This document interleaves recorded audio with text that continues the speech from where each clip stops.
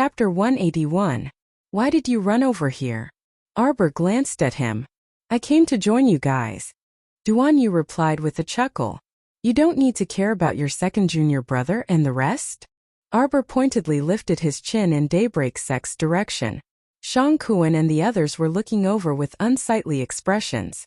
They're all adults and have the ability to move on their own. Why would they need me to lead them? Duan Yu waved his hand. Jojo, we've been through fire and water together. We're natural teammates. You're praising yourself. The Holy Water Sect's 7 fairies harumphed. First Peak's eldest senior sister, Su Shanshan, rudely pulled Duan Yu aside and tossed him aside. Stay away from my little junior sister. Little junior sister, let's go over there. We'll pick some reliable teammates. This youth has a glib tongue and flirtatious eyes. He doesn't look like a good person. Come back. How do I look like a bad person to you? Young Master Situ of the Heavenly Tao Sect. Whispers spread through the crowd. Young Master Situ is here. Young Master Situ is the son of the Heavenly Tao Sect's sect master. He's the undisputed #1 among the Heavenly Tao Sect's youths. Many disciples in the plaza looked ahead with reverence. Su Shanshan supported Arbor. When she saw the crowd ahead, she frowned and pulled Xiao Iran to the side. The handsome youth who walked through the crowd was about 16 years old. His black robe accentuated his tall and slender figure. What a handsome youth with dashing eyebrows and bright eyes. However, Xiao Iran's focus was a bit different. The first person she saw wasn't Situ Yi. Instead, it was Lu Yexin, who had once been beaten up by Xiao Iran, who was jogging behind him. Xiao Iran couldn't help but roll her eyes at Lu Yexin's infatuated trailing. Where did the passion she had when she saw the Crown Prince go? The Lu Yexin who sweetly called brother Crown Prince. Didn't you change a bit too quickly? Why did you change men in just a few days? Love-struck fool. Xiao Iran harumphed. The rich Crown Prince was so hot and handsome. He didn't need this love-struck fool to like him. You have no taste. Idiot. Humph. Jojo, do you also think that Sitiyi's dog-like appearance is very attractive? At some point in time, Duan Yu had wandered to the child's side and leaned over under Su Shanshan's stern gaze. He followed the child's gaze and looked in Sitiyi's direction. What Situyi? Xiao Mu didn't pay any attention to that young master from Tiandao sect at all. Her gaze was cold as she stared at Lu Yexin. Even Lu Yexin, who had been infatuated the entire time, could not ignore her attentiveness. Why are you here? Lu Yexin pointed at Arbor, her infatuated look turning into a vicious one. Someone come quickly. Help this young miss get this little brat. Ouch! Before Lu Yexin could finish throwing a tantrum, the child pounced to her side like a ray of light and smashed her little fist into Lu Yexin's left eye. Everyone was dumbstruck. Situ Yi, who was extremely annoyed by Lu Yexin, had his eyes lit up. He silently moved to the side to make room for the child to play.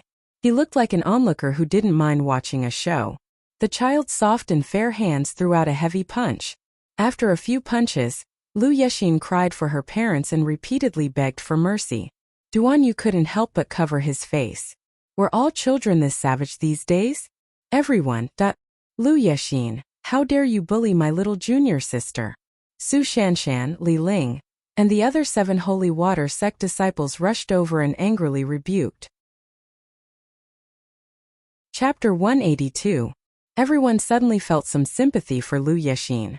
It was clearly Lu Yexin who was beaten black and blue, and it was also Lu Yexin who was crying out in pain. Why did the 7 fairies turn it into Lu Yexin bullying little junior sister? Senior sisters, let's talk things out, let's talk things out. The oldest disciple of the Heavenly Tao sect rushed forward and hastily stopped the 7 fairies. What a joke! If these 7 young misses attacked, how could Lu Yexin survive? Senior sisters and little junior sister, let go. The senior brother twitched his mouth and finally managed to make the child loosen her grip on Lu Yexin's collar. The senior brother of the Heavenly Tao sect smiled apologetically. The 3 sects are of the same breath and branch, and we're all senior and junior brothers and sisters. We need to cooperate more on this trip to Qinghe Town. We mustn't damage the harmony between us because of a misunderstanding. Senior brother Wang is right.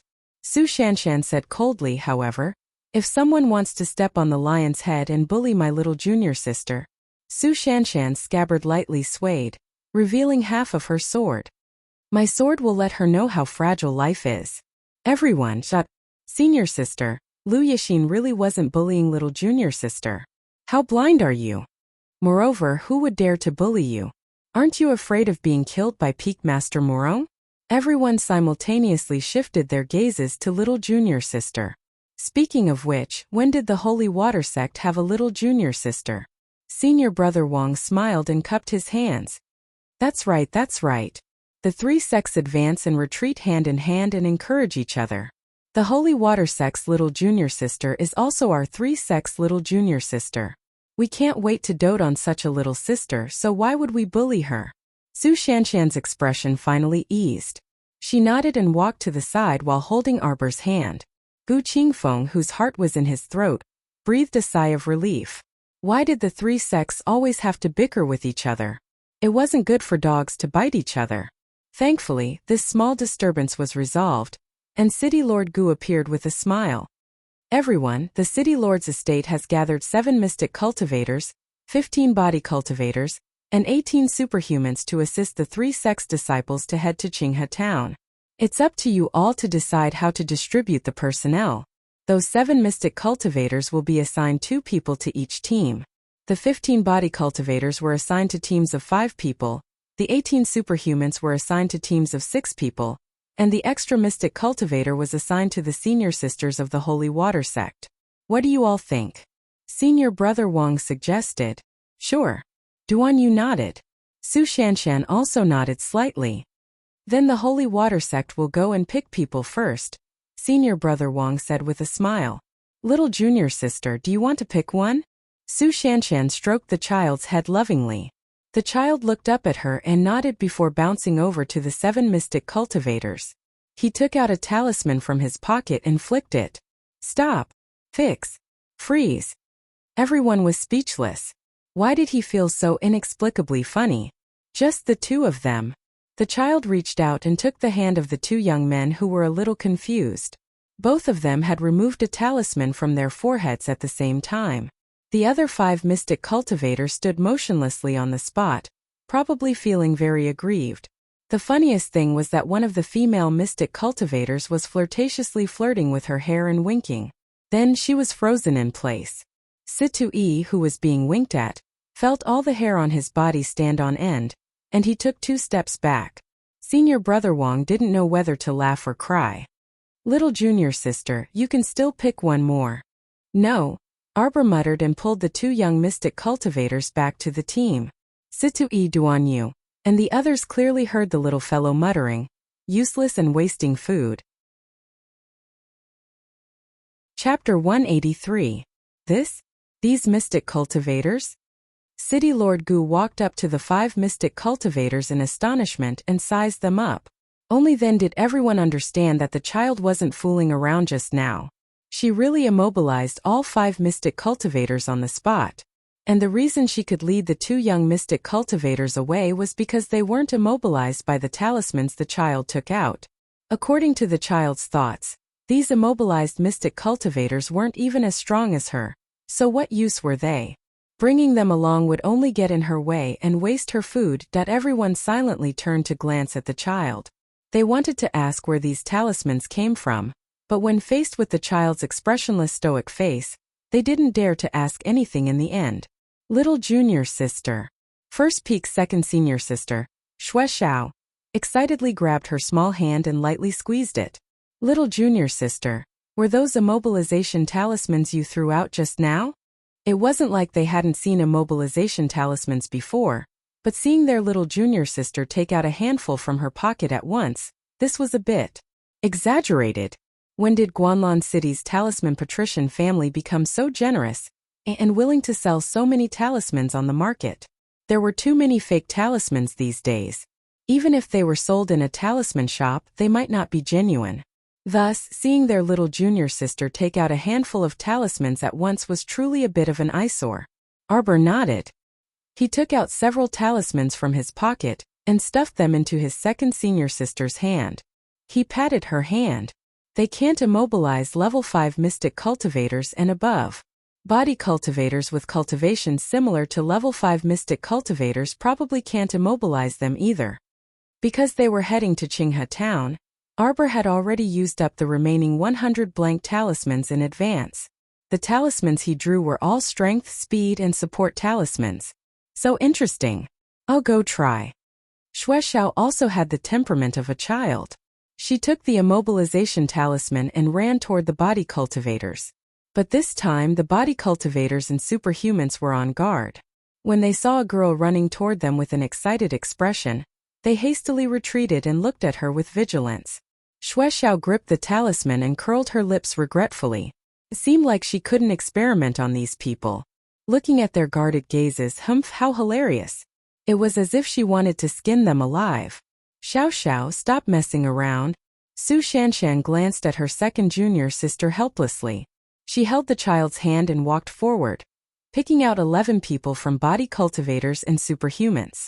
What surprised Arbor was that she actually saw Qiao Wenwan and Wei Sanlang in the group of superhumans.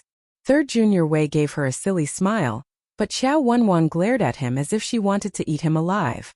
She walked towards Arbor. Su Shanshan frowned and reached out to block Qiao Wenwan. What are you doing? Qiao Wenwan angrily clenched her fists. She had already heard that Arbor had joined the three sects. How could the heavens be so blind? While she, Qiao Wenwan, was struggling bitterly in the slums in the western part of the city, fighting over half a rotten steamed bun until her face and ears turned red. That damn girl actually joined the three sects and even became the holy water sect's little junior sister. This time, if it wasn't for the abundant rewards provided by the mission, Qiao Wenwan wouldn't have risked her life. Senior brother Wang, we've chosen. Su Shanshan glared warningly at Qiao Wenwan and pulled her little junior sister back to her team. Daybreak Sect and Heavenly Dao Sect had also chosen. At this time, the 5 mystic cultivators who were immobilized in the center of the plaza could finally move. Chapter 184. The other 4 mystic cultivators were good-natured and did not say anything, but they awkwardly went to the other 2 groups. However, the female mystic cultivator who winked at Arbor angrily jumped up and dashed toward the Holy Water Sect's group. She shouted at Arbor, "Little witch, come out." Senior brother Wang could not stop the female mystic cultivator, and could only follow behind her with a bitter smile. Who are you calling a little witch? The 7 celestial maidens exploded and glared at the female mystic cultivator with arched brows. Arbor calmly walked out of the group and stopped in front of the female mystic cultivator. Damn girl, apologize to me immediately. Otherwise, don't even think about going to Qinghe town today. The female mystic cultivator blocked the group and acted like a rascal. She was not afraid of making a big deal out of it. She was a mystic cultivator. She had to be revered by others. When had she ever suffered such grievances? She was actually toyed with by a child. The other 4 mystic cultivators were even more embarrassed. They were immobilized by the immobilization talisman because their cultivation was not high enough. This caused the 4 originally arrogant mystic cultivators to put down their haughty attitudes and recognize their shortcomings. They originally did not want to make a big deal out of it and embarrass themselves even more, but this female mystic cultivator was unwilling to let them off. After this commotion, even the normal onlookers in the plaza knew that they mystic cultivators were not that powerful, and that a single talisman could take care of them. Alright, don't say any more. One of the mystic cultivators couldn't help but frown. Little junior sister of the Holy Water Sect didn't want to do anything to us. If she really wanted to immobilize us, we would have died countless times already. To put it bluntly, that child just had an eccentric temper, but her methods were quite superb. She only used the shortest amount of time to select the 2 strongest mystic cultivator companions among them, and did not actually injure them. If it weren't for the female mystic cultivator causing a ruckus, many of the onlookers would not have known what happened when the child silently left after throwing the talisman. I'm seeking justice for us. You actually dare to curse me without distinguishing right from wrong? The female mystic cultivator was furious. Xiao Mu pattered over to the female mystic cultivator's side with small steps. Duan Yu's eyes kept twitching as he silently counted in his mind. 1, 2, 3. Sleep. Arbor casually threw a talisman over, and used his profound energy to shake off the talisman. The female mystic cultivator fell to the ground with a thud, and the entire place was silent. Carry her away. The child nodded at City Lord Gu, whose mouth was twitching. Thank you, City Lord Gu. No, it's my pleasure. Gu Qingfeng felt that his forehead was full of sweat. This kid who threw talismans at the slightest disagreement, was he really not the reincarnation of a devil incarnate? Arbor ran back to the team and looked up at Su Shanshan. Senior sister, we can go now. Su Shanshan raised her hand and patted the child's head lovingly. She turned around and said to everyone, let's go. The 60 men mounted their horses in unison. The child also wanted to mount the horse valiantly, but when he lowered his head and looked at his short stature, he couldn't help but feel helpless. Jojo, let's ride together. Duan Yu, who was in high spirits, blinked his incomparably beautiful peach blossom eyes and chuckled softly. You don't need to trouble yourself. Su Shanshan scowled and placed Qiao Mu on the horse. Then she also mounted the horse and coldly glanced at the youth. Situi nodded at Duan Yu and immediately spurred his horse to follow after them. The group galloped toward Qinghe town. The journey was not too far, and if there were no accidents they could arrive in half a day with this speed. Chapter 185. Royal City's Eastern Palace. A small study in a side hall. The morning sun shone on the desk in front of the window. Prince Emo stood in the room in his usual blue robes. His black hair was neatly combed under his white jade crown. He flipped through a memorial in his hand for a while before tossing it to the ground. Xiao 11Z silently crawled over and hugged the memorial to the throne. He placed it on the desk along with the other memorials that the prince had tossed away earlier. Idling around all day and not knowing the hardships of the people. Look at this Lu Renhu. He's worrying about this monarch. He's so audacious and ignorant. He repeatedly slandered the great king and wanted to take a consort for this monarch. Emolian picked up her brush and drew a large cross on Lu Renhu's memorial. Not approved. Huifeng stood next to the crown prince like a pillar. His brows didn't move, but the corners of his mouth twitched slightly. There's also 1, 2, 3, 4, 5. The officials who worry so much for this monarch all seconded Lu Renhu's proposal. Very good. Emolian picked up his brush and crossed out several booklets in succession. Afterwards, he tossed the pile of items to the nearby supervisor eunuch who was drenched in cold sweat. What did you say just now? The crown prince turned around with a hint of sternness in his eyes as he looked at the guard standing by the door. The guard inexplicably felt a chill run down his spine. He hastily replied respectfully, the North Battalion heading to Qinghe town to exterminate zombies is currently trapped in the town and awaiting rescue. Perfect. Lu Renhu and the others have nothing to do. Let them follow the army to exterminate zombies in Qinghe town. What? The steward eunuch standing to the side almost dropped the memorial he was holding. Oh, his jaw also almost dropped to the ground. Xiao 11Z picked up the memorial on the ground and jogged to the crown prince's side. He reminded in a low voice, Your Highness, that Lu Renhu is the left assistant minister of the Ministry of Rights. He's a civilian. So what if he's a civilian? Zombies are wreaking havoc everywhere. He's a dignified man. Even women and children are fighting. Why can't he fight? Thus, less than an hour later, the left assistant minister of the Ministry of Rights, Lu Renhu, and the other 5 officials simultaneously received the crown prince's verbal order to supervise the 6 of them to follow the army to Qinghe town to participate in the rescue work. It felt like the sky was about to fall. The Lu family cried and cried as they hugged Lord Lu's leg. Lord Lu wanted to cry more than anyone else. Ever since the great king threw down this decree and left for Mount Hong, Lord Lu felt that his whole person was not good. For some reason, her eyelids had been twitching for the past few days. Sure enough, today's omen was fulfilled. Official Lu wanted to cry, but no tears came out. He hugged his wife and child, and the whole family hugged each other and cried. In the end, a few guards from the South Camp felt that Official Lu was being too slow, so they forcefully pulled him away and carried him onto the horse. The guards obeyed the crown prince's orders and went to the residences of the officials one by one. No matter how much trouble they caused, they were all tied onto the horses one by one. After escorting the lords out of the capital, someone would return to the Eastern Palace to report. The crown prince was silent for a moment before saying, We remember that Qinghe Town isn't far from Shizhou City. We want the current news from Shizhou City. Yes. Huifeng accepted the order and quickly left. The crown prince was somewhat distracted. He sat by the desk and held his brush, not moving for a long time. After a long while, he finally asked, Gongchang'an, this old servant is here. The steward eunuch answered with cold sweat. He felt that the crown prince's voice was extremely cold, as if he was in a very bad mood. How many memorials did the great king leave behind? Chapter 186.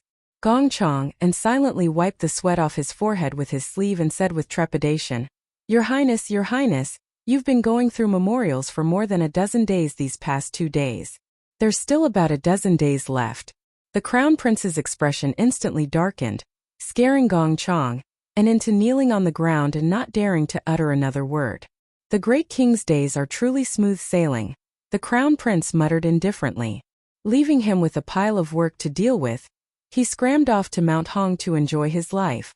Gongchang and wiped his sweat and murmured, Your Highness, this old servant was about to report something. On the way to the temporary imperial palace on Mount Hong, the great king's party was ambushed by 2 zombies, and noble lady he fainted on the spot. Why were there only 2? Didn't he have the hidden pavilion send a few more over to add some excitement to the great king? He wasn't reliable at all. If the great king knew what this unfilial son was thinking, he might rush over and strangle him to death. Your Highness, Kiki wants to send more people to Mount Hong to protect the great king? Gongchang asked cautiously. The great king took away 3,000 royal guards, so the entire royal guard camp is now empty. The south camp is going to reinforce Qinghe Town now, so this crown prince doesn't have any more men to mobilize. The crown prince looked up and coldly glanced at Gongchang and, How about we form a unit camp for you and you lead them to rush over to rescue the emperor? Xiao 11Z hastily covered his mouth. No, Your Highness, your joke is too cold. Xiao 11Z couldn't stand it. Gongchang and silently shut his mouth. This old servant doesn't want to lead a bunch of weaklings from the unit camp to Mount Hong to their deaths. This old servant will take his leave. Gongchang exited the eastern palace and met Huifeng's eyes, feeling the urge to cry. Huifeng couldn't understand the meaning behind Gongchang's bitter expression, so he quickly entered and said with a serious expression, Your Highness, there's news from the night pavilion. Shizhou City issued a mission call and summoned many mystic cultivators and body cultivators to accompany the members of the 3 sects to Qinghe Town for training. If the information is accurate, they have already left for that place this morning. Previously, North Camp's 500 people were all trapped in Qinghe Town. However, aside from some mystic cultivators, the rest of the people from the 3 sects should be a combination of body cultivators and superhumans. Their combat strength is probably stronger than North Camp's. The Crown Prince's expression was calm as he listened to the news and nodded. Very good. As long as Shizhou City is fine and doesn't affect my little girl, it's fine. As for the rest, they could go wherever they wanted, whether it was the 3 sects or the city lord's summons. Since the 3 sects are involved in the matter of Qinghe Town, the Crown Prince's handsome brows twitched slightly. He reached into his pocket and took out the communication jade talisman. He touched the jade talisman with his finger and saw lines of small words appear on it. Your Highness, this subordinate is currently secretly following the little miss to Qinghe Town. The young miss had participated in the 3 sects training. There were a total of 60 people in the group, and they had now arrived at the entrance of the small town. I'm about to go in with Miss, so I don't have time to send another message. The Crown Prince abruptly stood up from the table. His gentle expression no longer existed. Instead, it was replaced by a grave and cold expression. He felt a little flustered, as if something bad was about to happen. Has little Seventh returned? Your Highness, 7th Yen will most likely not return for another 2 days. Prepare the horse. The Crown Prince strode out the door. Huifeng hastily followed and dissuaded him. Your Highness, even if you ride at full speed and take a shortcut, it'll still take 4 to 5 days. It's better to have 7th Yen hurry back. The Crown Prince's footsteps paused. Right. Hurry and send a message to little 7th. Chapter 187. At 10 minutes past noon, Shijo City's city lord received news that soldiers were escorting 3 carriages full of supplies into the city. The overjoyed city lord Gu hurriedly went out to welcome them and led a young guard captain back to the city lord's estate. He served them tea and entertained them for a meal. Only in the end did he realize that they weren't delivering supplies to Shijo City. The city lord was embarrassed when he realized that he had misexpressed his feelings the entire way. Hidden Flower, who was disguised as Hition's lackey, saw everything and inwardly laughed until his stomach hurt. If it weren't for the 3 tails following them relentlessly, Hidden Flower really wanted to take a look at the little girl that His Highness the Crown Prince was so worried about. As for now, he would just let those 3 flies fly around outside for a while. I heard that City Lord Gu sent people to Qinghe Town? Hition asked under Hidden Flower's gaze. City Lord Gu was still immersed in the faint sorrow of the Imperial Court not distributing supplies to Shijo City. The Imperial Court's generous gift was for a little girl. While City Lord Gu was in a bad mood, a little stoic face inexplicably popped up in his mind. Couldn't be, right? City Lord Gu couldn't connect Miss Qiao and the Imperial Court together. Unexpectedly, City Lord Gu soon discovered that his guess was correct. They really did come for that little stoic girl. Could City Lord Gu help us invite the little girl to the City Lord's estate? Don't make a big fuss and just invite her secretly, Hition said with a stern and squarish face. Sir Hidden Flower's intention was to let the little girl decide how to deal with those 3 tails after she arrived. If the little girl was too lazy to do anything, then it was completely fine for Sir to eliminate those 3 flies. Gu Qingfeng couldn't help but smile bitterly. Miss Qiao followed the 3 sects to Qinghe Town early this morning. I'm afraid she won't be able to come over to receive supplies in the near future. Hition's face instantly darkened. City Lord, you're going overboard. How could you let an underage little girl go to such a dangerous place? Gu Qingfeng's mouth was full of bitterness, but he could only smile apologetically. The little girl set off with her sect. With the senior sisters of the Holy Water sect looking after her, there shouldn't be any problems. Since it was the sect's decision, Hition had nothing to say. If that's the case, then we'll have to leave these supplies in the City Lord's manor for a few more days, Hidden Flower said with a smile, but his sparse eyebrows were slightly furrowed. City Lord Gu was crying in his heart, but he couldn't show it on his face. He nodded happily and ordered the servants to prepare a room for Hition and the others to rest. When he sent the 2 off, City Lord Gu couldn't help but cough and ask timidly, "May I know when the Imperial Court will distribute supplies to Shijo City?" Hition immediately put on an official face and said solemnly, "Recently zombies have been everywhere. In many towns and cities the control is very chaotic, and there are starving people everywhere. The resources distributed by the Imperial Court still need to satisfy the needs of those especially poor places. In comparison, Shijo City was very stable and prosperous." His Highness had also praised City Lord Gu for his good governance and benevolence. The Crown Prince and even the Great King are very pleased, and there is no need for the Imperial Court to send another Zhizhou to inspect. Gu Qingfeng was bursting with joy, and he was grinning from ear to ear. "Your Highness is too kind." He was immediately swayed by Hition's few words. He didn't even remember to ask for supplies and eagerly sent them to rest. Chapter 188. Arbor's group arrived at Qinghe Town at noon. Everyone dismounted but did not rush inside. Instead, they gathered at the entrance and planned to eat some rations and rest before entering the town. The leaders of the 3 sects were Su Shanshan, Situi, and Shang Kuan. Duan Yu insisted on staying in Qiao Mu's team no matter what. Even the 7 celestial maidens' cold gazes could not erase his determination to stay. Arbor did not mind. This youth's cultivation was definitely higher than hers, and he felt a bit mysterious. He looked like a weakling, but he was not. The little fellow looked up at the sky. Although it was noon, the sky above Qinghe Town was overcast as though it was concealing an aura of death. Everyone silently took out their rations to eat. When Qiao Mu saw that most of the mystic cultivators acted in unison and took out food from their inner worlds with a swipe of the air, she could only swallow her pride. A certain poor child could only resign himself to his fate and take out a piece of pastry from the bag at his waist. She had just taken a bite when she heard a loud exclamation. Aren't you a mystic cultivator? Lu Yexin seemed to have caught Xiaomu's weakness and pointed at her with a malicious smile. Oh, I know. You're a mystic cultivator without an inner world. Ha ha ha, no inner world. No mystic conscious. Idiot. Trash mystic cultivator, ha ha ha ha. Lu Yexin did not notice that Arbor, whom she rebuked, was expressionless and emotionless when she said this. The other 4 to 5 mystic cultivators in the 3 teams all glared at Lu Yexin with fury on their faces. Situ Yi and senior brother Wang were sitting not far from Lu Yexin, and they all glared at this brainless junior sister with a frown. While she was mocking others, did she forget that there were 2 mystic cultivators in their Heavenly Dao sect team who had not opened their inner worlds?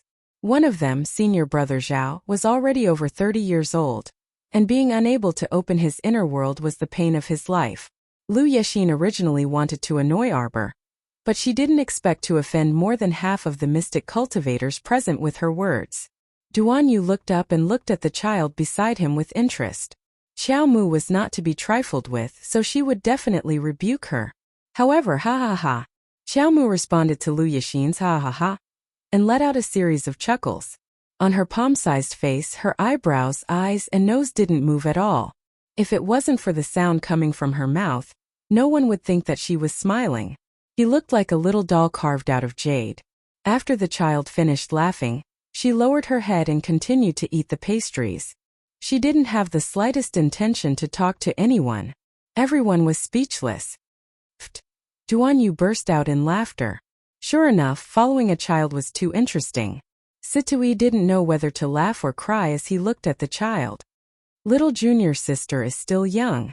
It's normal that she doesn't have an inner world.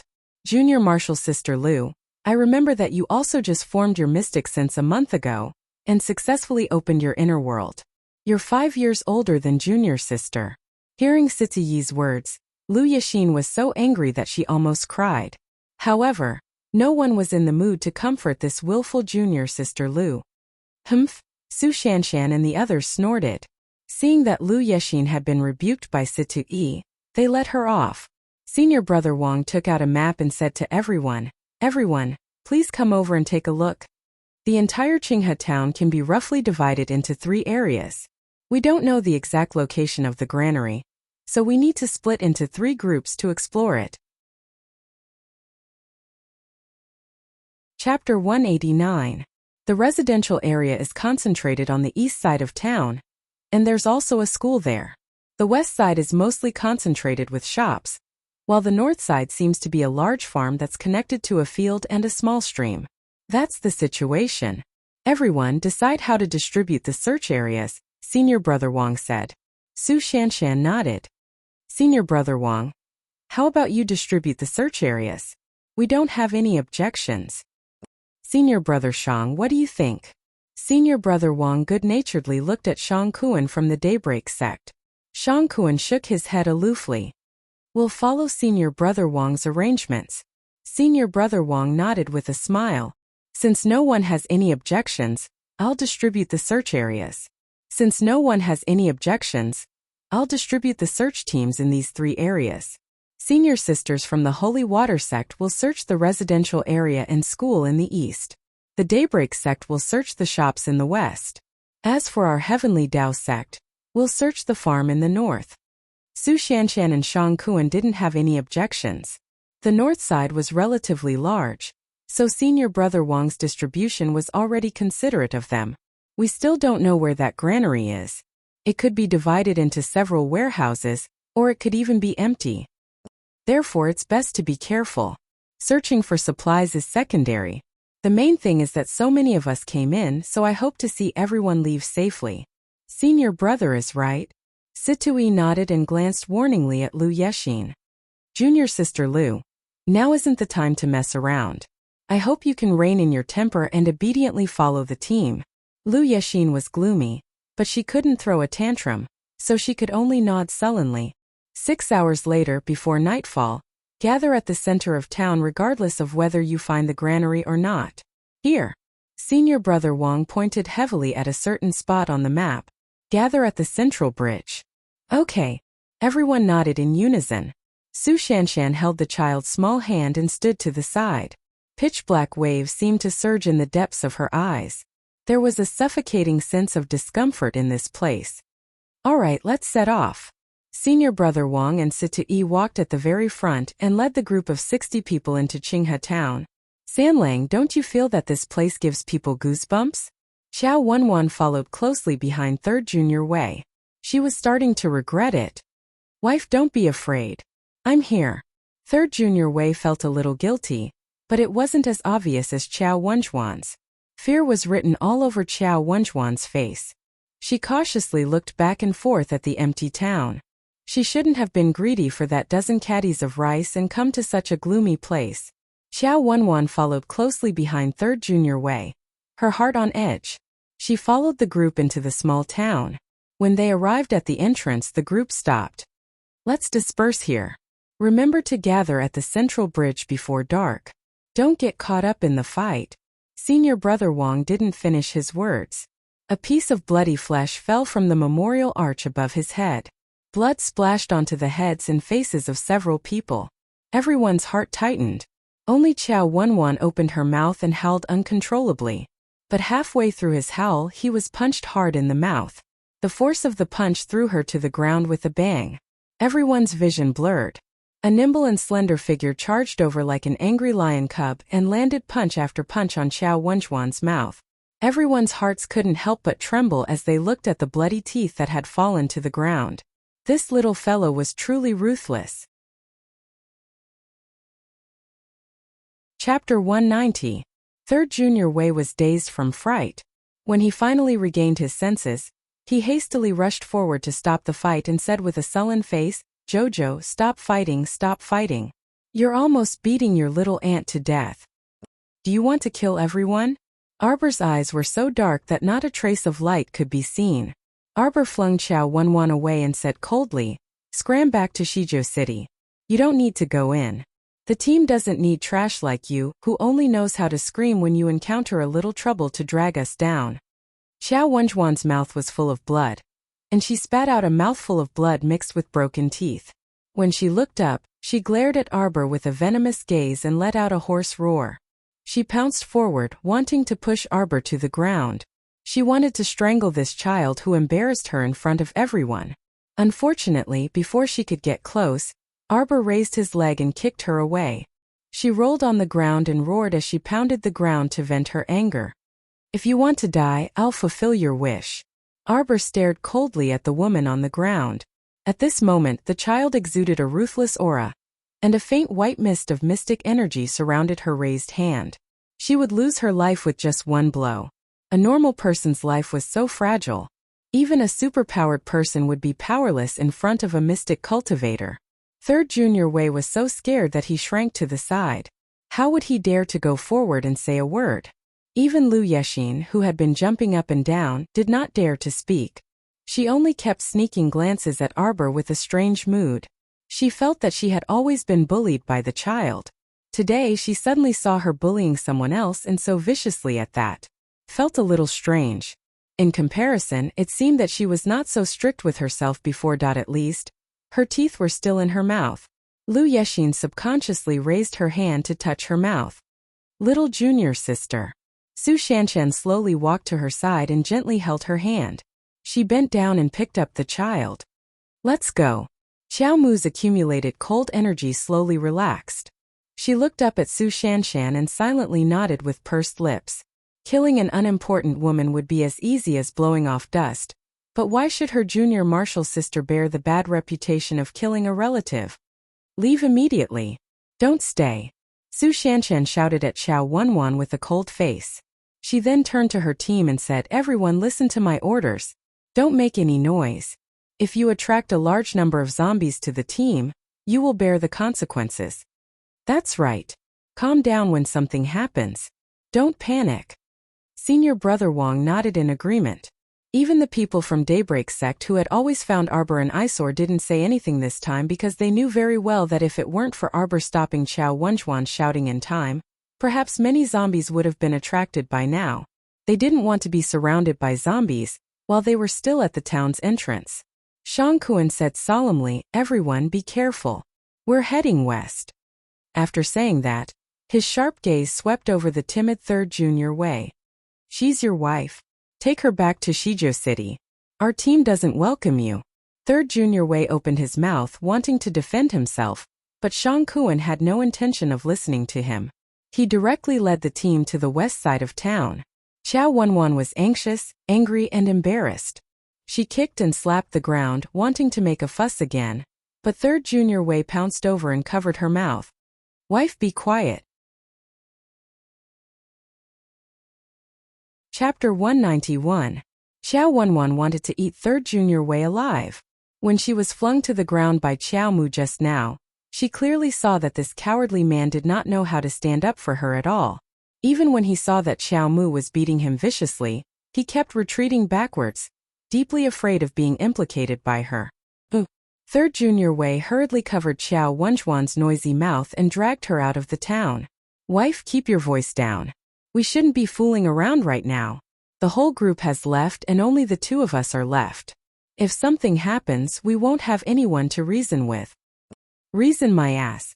Qiao Wenjuan's mouth was covered by 3rd Junior Wei again. Her mouth was filled with the taste of blood. Wife, you're too impulsive. That's not good. Look at you, if you didn't make a fuss just now, they wouldn't have kicked us out of the group. 3rd Junior Wei dragged Xiao Wenwan all the way to the town entrance. He was a strength-type superhuman, so Qiao Wenwan couldn't resist at all when he held her down. When the 2 of them reached the town entrance, Qiao Wenwan suddenly cried out and tried to pry the man's arm away. She stared in front of her with a frightened expression. A person with long hair that they couldn't tell whether it was a man or a woman was sitting on a stone block at the town entrance with his back facing them. 2 hands were slowly crawling on his head of messy hair. No matter how one looked at it, there was a sense of creepiness. Fortunately, it was still daytime. If it was nighttime, they would be scared sick by this person even if they weren't sick. The 2 of them gathered their courage and walked to the side, trying their best to avoid coming into contact with the person on the stone block. However, the person suddenly turned his head. A pair of eyes protruded from the deep eye sockets of his face. They were shockingly huge. The guy opened his mouth at the 2 of them, revealing 2 very sharp fangs. Without saying anything, he climbed down from the stone block and suddenly pounced at the 2 of them. Xiao Wenwan was so scared that she fell on her butt. 3rd Junior Wei couldn't care less about Xiao Wenwan at this time. He quickly ran out of the town. The zombie pounced and clawed at Xiao Wenwan. The wound on her left arm was so deep that the bone could be seen. Xiao Wenjuan's eyes shrank in pain. 3rd Young Master Wei, you damn donkey. Xiao Wenwan cursed in shock and fear. Seeing that the terrifying zombie was about to pounce on her face again, Xiao Wenwan took a deep breath and suddenly burst forth with speed. With a whoosh, she swept past the zombie and rushed out of the town. Roar! When the zombie saw that the meat in its mouth had flown away, it hurriedly chased out of the town in a crooked manner and chased in the direction of the couple. Roar! Roar! Although 3rd Junior Wei's strength was different from a mortal's, his speed was no match for Qiao Wenjuan's. It didn't take long for Qiao Wenwan to overtake him. 3rd Junior Wei looked back and saw the corpse puppet howling madly as it chased after him. He cursed anxiously and angrily. Why did you lure it out? You useless man who deserves 1,000 cuts. Xiao Wenwan roared angrily. Her speed exploded to the extreme as she rushed forward. She roared angrily, go to hell. 3rd Junior Wei's expression was extremely ugly. He still wanted to say something, but he suddenly realized that there was a gust of wind behind him. When he turned around, the zombie had clawed at his face. How could this be? 3rd Junior Wei's eyes widened in horror. The zombie's speed had always been very slow. Although he couldn't run as fast as Qiao Wenwan, he was at least much faster than a mortal. But now, what kind of zombie was this? How could its speed be so shocking? 3rd Junior Wei couldn't think about it in detail. He punched the zombie's body and clearly heard a crack from the zombie's body. 3rd Junior Wei was delighted, but in the next second, his throat was bitten by a pair of terrifying fangs. Ah! Chapter 192. After the 3 teams split up at the memorial arch, they each went to their own area to search. They did not know that Xiao Wenwan and her husband met with misfortune. Of course, even if they knew, they would not pay too much attention. Su Shanshan walked at the front of the team while holding the child's hand. Xue Xiao followed closely behind her with a step's distance. Her playful smile disappeared, replaced by a grave expression. Gurgle. A young body cultivator in the team kicked something and stopped with a frown. Everyone gripped their weapons tightly and looked down, only to see a sinister head lying quietly at their feet. Everyone's breathing tightened, but their expressions were still relatively calm. Su Shanshan looked up at the undulating rows of residences. There are probably more than 100 residences here. We'll split into 3 teams to search. Xiao Xiao, you lead one team. Junior sister Yugue, you lead the other team. We'll split into 3 teams so we can search faster this way. If anything happens, remember to use the sex communication talisman to contact us immediately. Yes. Yugue and Xue Xiao each picked 6 people and left quickly. Besides her and her little junior sister, there were 6 other people with Su Shanshan. There was Duan Yu, who they could not shake off, junior sister Li Ling from the 3rd peak, a young mystic cultivator named Yang Shu, a middle-aged body cultivator named Ajin, and 2 superhumans, a pair of young siblings. The older brother, Xiong Yan, was 17 years old and a strength-type superhuman. The younger sister, Xiong Li, was 15 years old and a speed-type superhuman. After introductions, everyone learned that Xiong Li not only ran fast but also had developed hearing. Before Su Shanshan entered the residences to search, she had Xiong Li listen to the surroundings. After finding no problems, she quickly led everyone into the residences to search for supplies. The 8 people searched 5 to 6 residences but did not find anything. They could not help but look at each other with wry smiles. Continue searching, Su Shanshan ordered, and the 8 people walked out of the house and ran to the next one. The houses here weren't badly damaged, but along the way, they didn't even see a single corpse puppet. This worried Arbor deeply. A shadow floated in his heart and seemed to be spreading. After exiting the residences, Arbor looked up at the sky. It was even darker than before. Duan Yu poked the child's back. Jojo, did you discover something? It's too quiet here. The child's words made everyone's hearts tighten. Xiong Li even consciously stopped in her tracks, once again holding her breath and listening attentively. However, I really didn't hear anything. The footsteps of a corpse puppet are very different from ours. As long as one appears near us, I will definitely hear it, Xiong Li explained anxiously. Su Shanshan nodded. Everyone be careful. Let's continue searching. Next room. Everyone couldn't help but quicken their pace. However, although the rooms were intact and undamaged, there was no food at all. Could there be a mistake in the information? The people of Qinghe town have already fled with their food?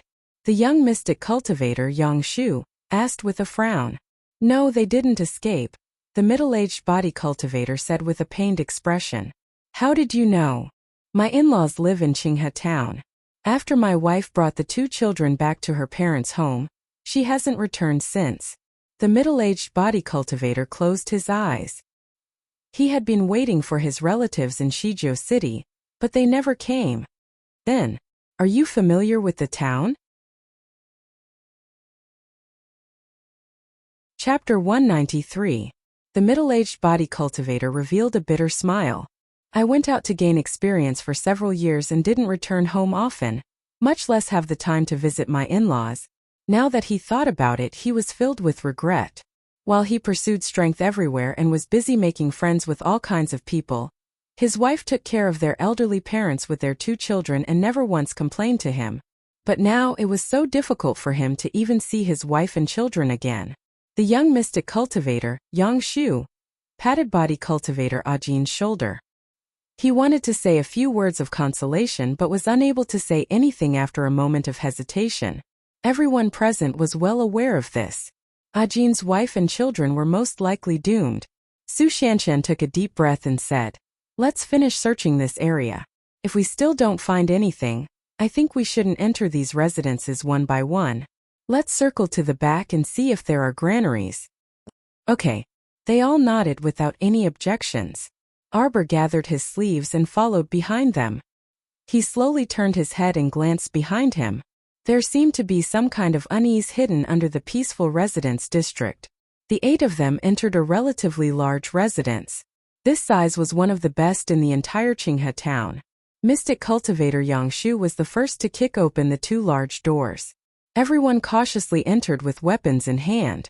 The courtyard was bleak and empty without a single person in sight. Other than Arbor standing alone in the courtyard, the other 7 did the same as before. They walked along the long corridor leading to the back rooms to search for supplies. Arbor circled the courtyard by himself and picked up any tools he saw that he could use. After returning to his original spot, Arbor took out a storage talisman from his sleeve and flicked it open, instantly storing everything inside. Su Shanshan, Duan Yu, and Yang Shu just happened to return to the courtyard. They immediately saw the child standing in the middle of the courtyard, gently gathering her sleeves and slightly raising her head. A talisman emitting a blue light was floating in front of her. Her small, fair hands poked out of her sleeves and swiped at the air. All the miscellaneous items on the ground disappeared in the blink of an eye. Everyone's hearts jolted, and Duan Yu even sprinted to the child's side. He grabbed the child's hand and exclaimed, "Storage talisman." The child calmly withdrew his hand and looked at the young man expressionlessly. "Young man, what are you so excited about?" "Wow, this kind of storage talisman is hard to buy even on the black market." Compared to her older brother's solemnness, Xiongli, this younger sister, was pretty and vivacious. She was not shy with strangers at all, and she ran up to Qiao Mu and held her small hand with a chuckle. "Little sister, you really have hidden your abilities well." Su Shanshan nodded her head in agreement. Earlier, when they were outside the town, the child had taken out the bag from her waist and taken out some food. She had even been mocked by that ignorant Lu Yexin. But could Lu Yexin have a storage talisman? Perhaps even her father, who was the vice hall master of Tiandao sect, wouldn't be able to get a precious storage talisman from the black market. No wonder Master said to her aloofly before they left, "Your little junior sister doesn't need you people to worry about her. Compared to your little junior sister, Master is more worried about you all. Xiao Xiao's temper is especially irritable, so you have to watch her more. As for your little junior sister, you'll know in the future." Recalling her master's meaningful smile, Su Shanshan took a deep breath. Chapter 194. It's possible to buy immobilization talismans on the black market, but I've never seen a storage talisman before. Duan Yu's eyes were so bright they were about to burn. He tossed the child's disdain to the back of his mind. Duan Yu relentlessly grabbed the child's hand and chuckled as he questioned, "Little fellow, where did you buy these talismans? Could it be that some underground black market opened an auction and didn't inform him?" The child decisively slapped away Duan Yu's hand and silently put away the blue talisman before running toward Su Shanshan. "Duan Yu, my heart hurts.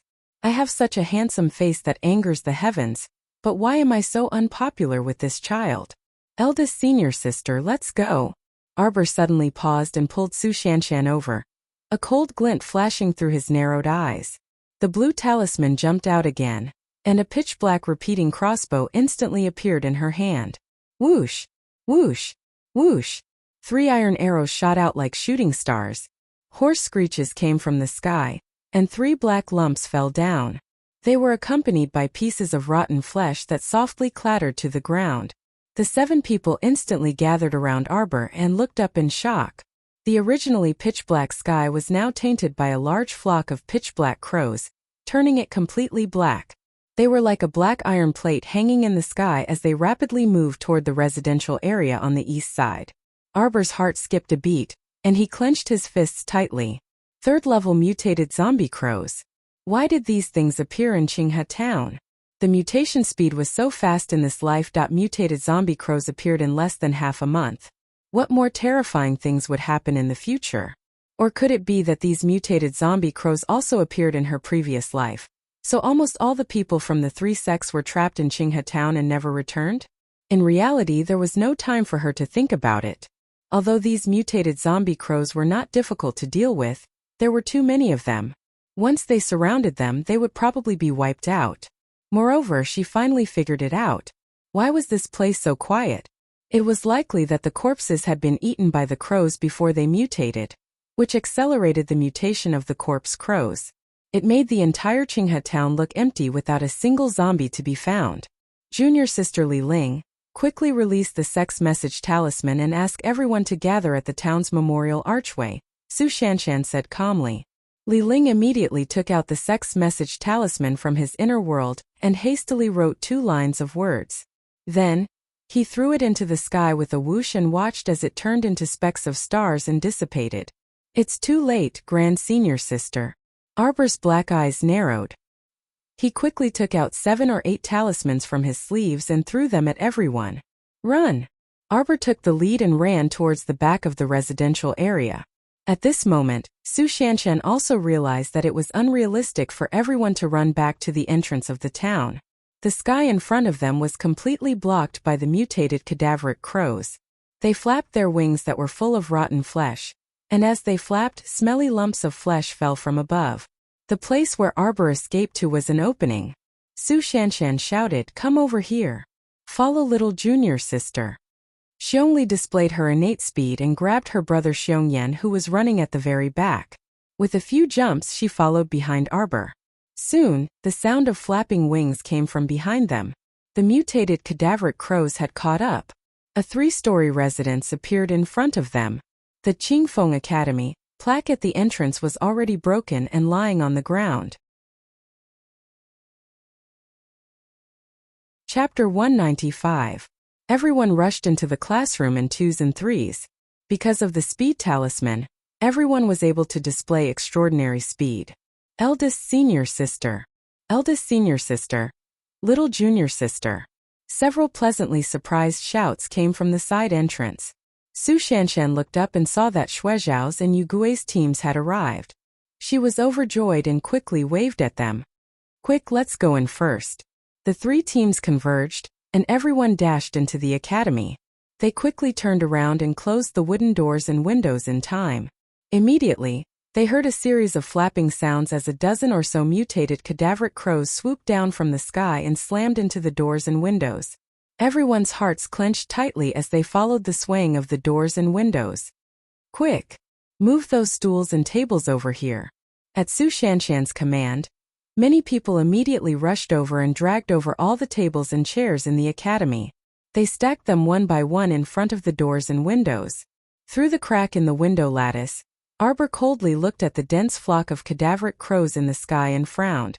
These senseless things were actually so well-mannered that they didn't immediately rush down to attack them? Other than the dozen that attacked earlier, the rest of the flock of cadaveric crows that blotted out the sky only circled the academy and did not move closer. This caused Arbor to feel very uneasy. She couldn't help but feel that she had overlooked something very important. Arbor and Duan Yu, who was standing next to her, looked at each other and saw a trace of seriousness in each other's eyes. Thud, thud, thud, thud, thud, thud. In the quiet clear breeze academy where only breathing could be heard, a soft sound suddenly came from the stairs leading to the 2nd floor.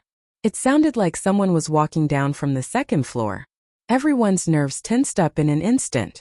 Their faces darkened as they looked in the direction of the staircase. Even the sound of their breathing was held in unison. Thump, thump, thump, thump. A bouncing bamboo ball fell down from the stairs, causing everyone's tense nerves to loosen slightly in an instant. They only felt that their hearts were about to jump out of their throats, but all of a sudden, they only saw an insignificant bamboo ball. Be careful.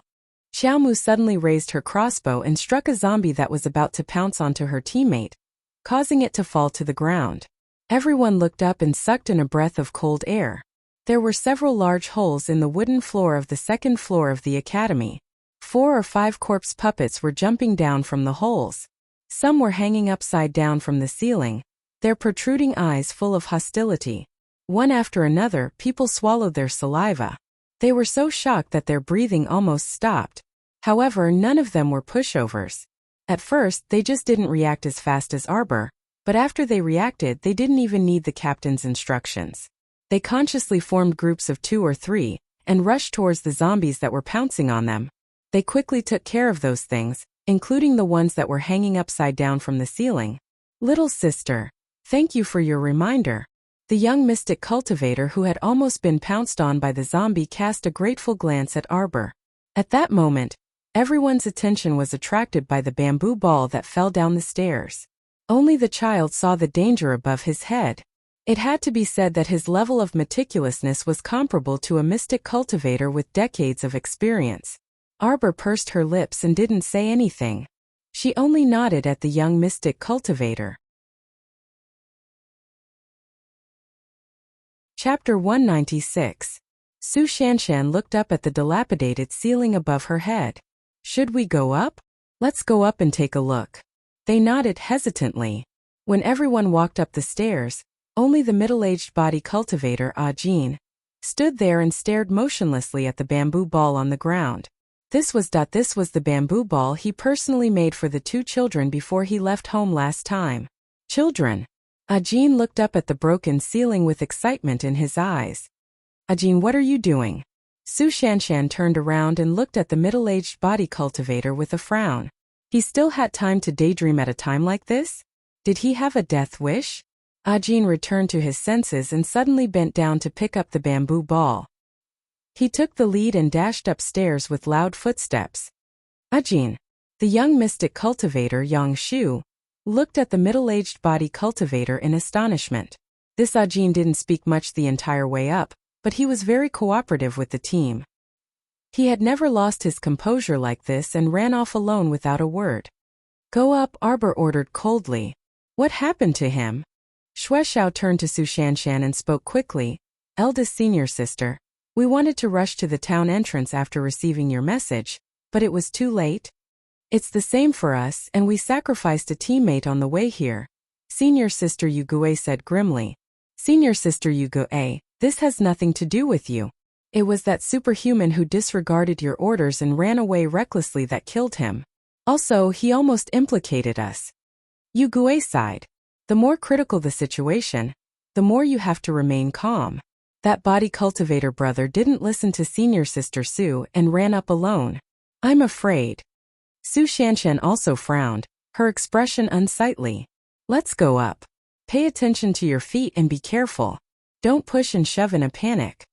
Then Su Shanshan solemnly handed her little junior sister to Duan Yu and turned to Xue Xiao. Junior sister, let's lead the way. Yes. Xue Xiao nodded and walked up to stand next to Su Shanshan. The two of them led the team upstairs. The wooden floor was severely damaged, and from time to time, a slight cracking sound could be heard. Creak, creak. The sounds under their feet made everyone tense and inexplicably depressed. Suddenly, an old face appeared at the top of the stairs. Su Shanshan's reaction was extremely fast as a streak of profound energy rushed over. The profound energy landed on the handrail of the staircase, splitting a large piece of the wooden handrail in half, and it fell down the stairs with a crash. Su Shanshan and Xue Xiao were the first to quickly ascend the stairs.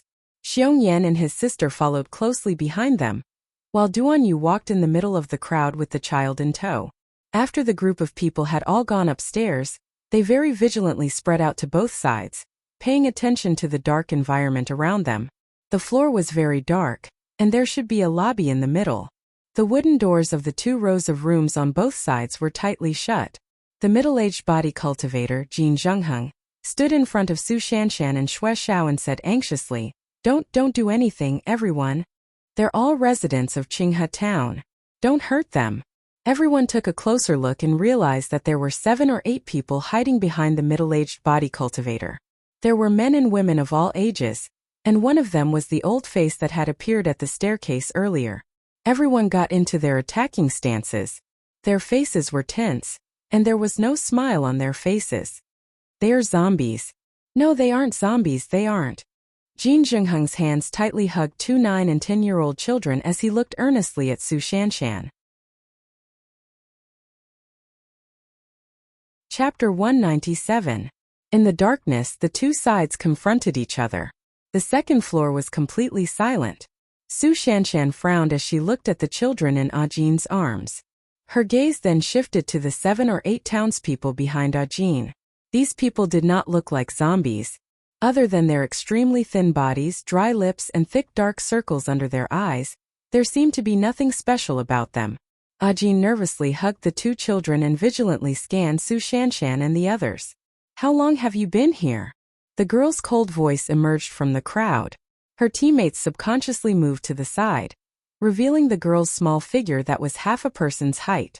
When such a small figure stood in the crowd and coldly questioned them, the air was so oppressive that it was almost suffocating. Ajin was so nervous that he didn't dare to meet her eyes.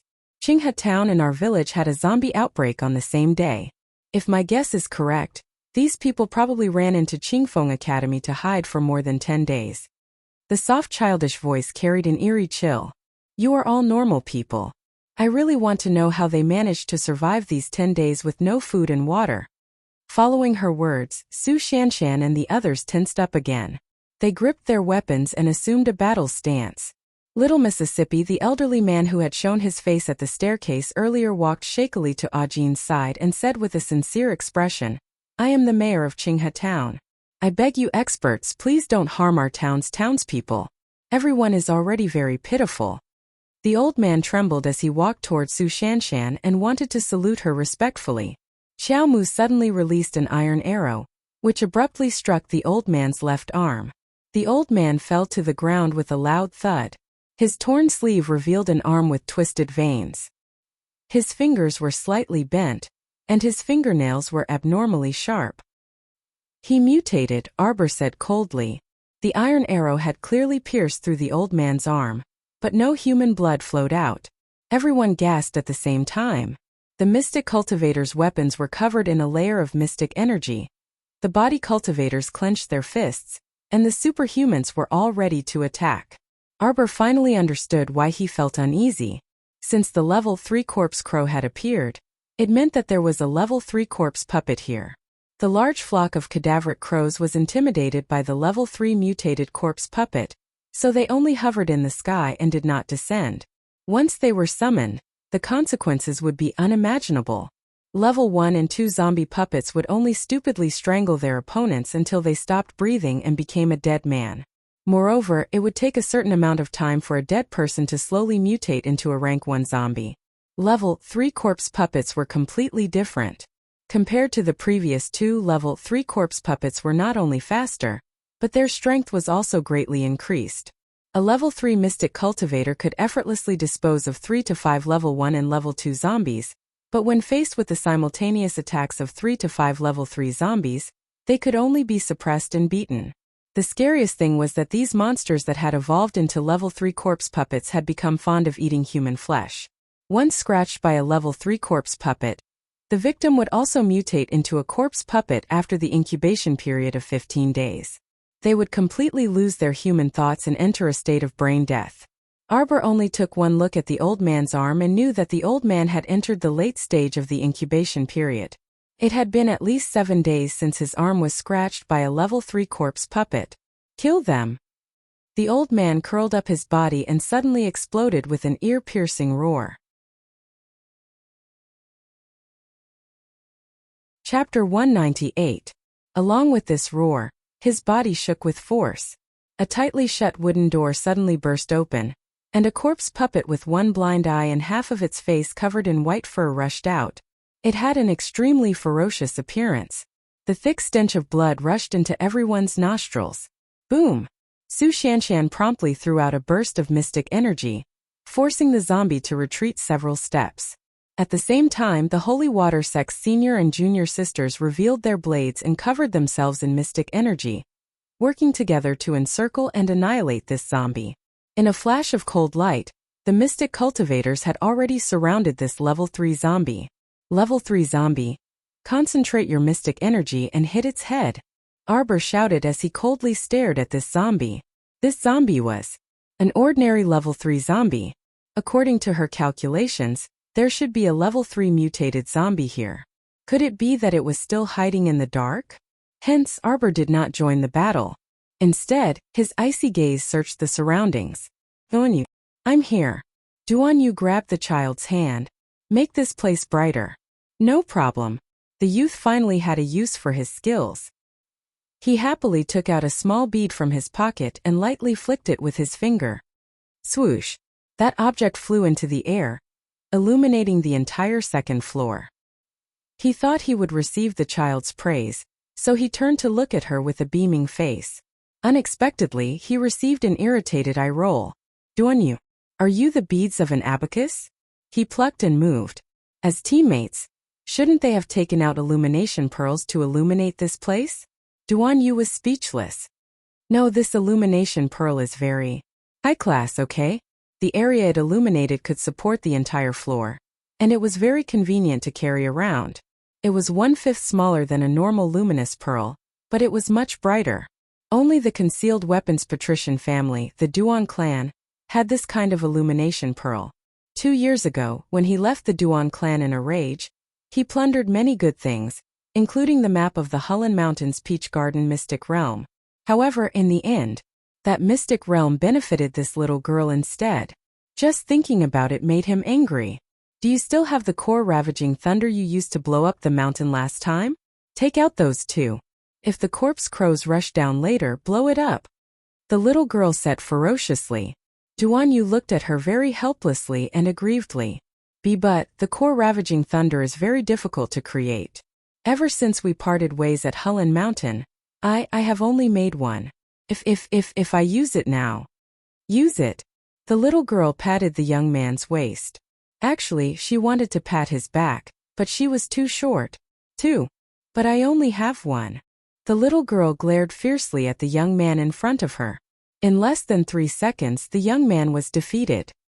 He pouted and said, 2 by 2 then. I'll give it all to you. After taking the 2 core ravaging thunders from the miserable young man and putting them in his pocket, the little fellow turned his head to look at the corpse puppet that was roaring with all its might in the encirclement. That zombie was basically under the control of the mystic cultivators. Although he was a level 3 zombie, he couldn't do anything when he fought alone and encountered a team led by Su Shanshan, a level 7 mystic cultivator. No matter how ferocious he was, Su Shanshan's 2 bursts of mystic energy was enough to make this zombie collapse. Everyone followed the little girl's instructions and slashed at the zombie's head with their mystic energy-imbued weapons. The old man lying on the ground revealed a bone-deep hatred in his eyes. He pounded the ground and bellowed, "You bunch of brats, you think you can subdue it like this?" Bang bang bang. The wooden doors of several surrounding rooms cracked open at the same time, and groups of zombies staggered out. They looked around in a daze before suddenly pouncing at Su Shanshan and the others. Chapter 199. Bang! Bang! Arbor fired several bolts in succession with his crossbow. Each bolt could blast open a zombie's head without missing a target. This type of normal crossbow could only fire 5 bolts in succession at most. Thus, after Arbor killed 5 zombies, he did not install more bolts in the crossbow. Instead, he put away the crossbow and swung his fists. Mystic energy erupted, and beams of white light shot toward the zombies' heads that surrounded him, attacking them indiscriminately. In the chaotic battle, the 7 or 8 Qinghe town townsfolk held their heads and dodged to the side in horror. One of them was hit by the mystic energy ejected by the mystic cultivator, and fell to the ground with a wail. Ajin hugged the 2 children and hurriedly shouted at the crowd, "Stop! Listen to me, all of you stop!" The young mystic cultivator, Yang Shu, paused in his attack and was almost caught by a zombie that pounced out from the side. A mystic light suddenly exploded on the zombie's hands. Following that, a black ferrule floated into the air and swung at the zombie's head, causing it to explode. The ferrule returned to Arbor's hand after a smooth black ink. Yang Shu was startled, then hastily turned his head and nodded gratefully at Arbor. "Thank you." Arbor coldly swept his gaze over Yang Shu and Ajin. He harshly rebuked in his soft childish voice, "Soft-hearted. They've all been infected and have entered the incubation period. In essence, they're no longer your kind. Being merciful will only cause your own deaths. Don't blame me for not reminding you. Once these people complete the incubation period and completely mutate into zombies, they'll become level 2 zombies or higher." Yang Shu lowered his head in shame. He was actually not as decisive as a little girl. He had truly been foolish for so many years. "Kill them all." Arbor coldly threw down this sentence and ignored Ajin and the others. He turned and flew to eldest senior sister Su Shanshan's side to help deal with the several dozen zombies that surged out of the side room. How could you? How could you be so cruel?" Ajin's expression instantly changed as he hugged the 2 children. Could it be that the child meant to kill everyone present? But they were just some innocent townspeople of Qinghe town. There were actually 40 to 50 zombies hidden in the rooms on the 2nd floor. However, most of them were only level 1 zombies, and they were facing a group of mystic cultivators and body cultivators. Within a few minutes, Arbor's group disposed of all the zombies. As soon as he turned around, the old mayor of Qinghe town abruptly jumped up from the ground and opened his mouth to howl. His old body swayed as he raised his hand to grab Arbor. The mouth was wide open beyond the scope of a normal human being, and a distorted old face was infinitely enlarged in front of Arbor. Bang! The child stretched out his leg and kicked the old man in the stomach. Even the surrounding companions felt their hearts skip a beat. They felt that this kick should be very painful on the old man's body. The old man curled up his body and twitched on the ground for a while. He struggled to stand up. Arbor didn't wait for him to get up and smacked him on the head with his ferrule. With a soft pop, the old man's head exploded like a smashed watermelon. The townspeople of Qinghe town trembled as they looked at the little devil in front of them. Everyone huddled together with fear on their faces. Disperse. Search all the rooms on the second floor. Su Shanshan ordered with a cold expression. Pay attention to the situation. Don't let these zombies touch you. Chapter 200. The entire team moved, quickly rushing to the rooms on both sides in groups of 2 or 3. Knocking sounds rang out as several rooms were broken open at the same time. A thick smell of blood assaulted their nostrils, causing them to involuntarily cover their noses and hold their breaths. Senior Sister Su, quickly come and look. Yugue covered her nose with one hand as she stared at one of the rooms in shock. Su Shanshan and Shueshao hurriedly walked over. Yugue moved to the side to make way. More than a dozen women and children with unfocused gazes were tied up in the room, and each of their mouths was stuffed with something, preventing them from making any noise. The child's gaze was abnormally cold. He stepped on the corpses of the zombies and slowly walked to the townspeople. Are you still unwilling to speak the truth at a time like this? Ajin was completely baffled, but he still tightly hugged the 2 children. He turned to look at a short woman who was wiping her tears with her head lowered. Ajin, tell me what exactly is going on. Why did you lock Granny Wang and the others in the room? What exactly are you doing? Ajin's arms tightly wrapped around the 2 timid children as he anxiously asked the woman called Ajin. The young woman, who had been sobbing and wiping her tears with her head lowered, suddenly stopped her vexing cries when she heard Ajin's question. She slowly raised her head. A pair of eyes with very heavy dark circles narrowed slightly as she coldly looked at Ajin. He couldn't react for a moment when this expression appeared on his usually virtuous wife. Ajin suddenly pounced over and raised her hand, looking like she was about to slap the middle-aged body cultivator. However, before her hand could touch the body cultivator, it was brushed away by a vibrating mystic energy. Ajin fell heavily to the ground and groaned in pain as she clutched her nearly broken palm. Why did you attack her? Ajin agitatedly turned to glare at Arbor and angrily shouted. Ajin is only a normal girl. As a powerful mystic cultivator, don't you feel ashamed attacking a normal person? Not at all. Xiao Mu coldly replied with 2 words. You. Ajin's eyes widened in anger. Shut up. Shueshao impatiently roared and pointed her sword at Ajin. If you want to die, I'll fulfill your wish right now. Don't endanger your teammates. Xiao. Su Shanshan calmly pressed down Shueshao's arm and looked at Ajin with a frown. I thought you were a qualified teammate all the way here, but now I have to say that you have disappointed us greatly. Duan Yu flung out a silver glint and directly cut open Ajin's arm. He glanced at Ajin indifferently. Look at her arm clearly. If you had been scratched by her just now, I'm afraid you would have joined their ranks very soon. Little junior sister saved you, and you still have the cheek to talk back to her? You've been training outside for so many years and are so much older than others, yet you're still so naive. I really don't know what you've been training for all these years. Duan Yu glanced at the dumbstruck Ajin again. Ajin's arm had already turned slightly black, and the bones in her fingers were abnormally curled. Soon, spikes would grow out of her fingertips, and after the incubation period, she would become a level 2 zombie. Ajin looked at his virtuous wife with a face full of shock. Suddenly, he raised his head and cried out, Why is it like this? You still have the cheek to ask me? Ajin clutched her arm and staggered to her feet. She glared at Ajin with burning fury in her eyes.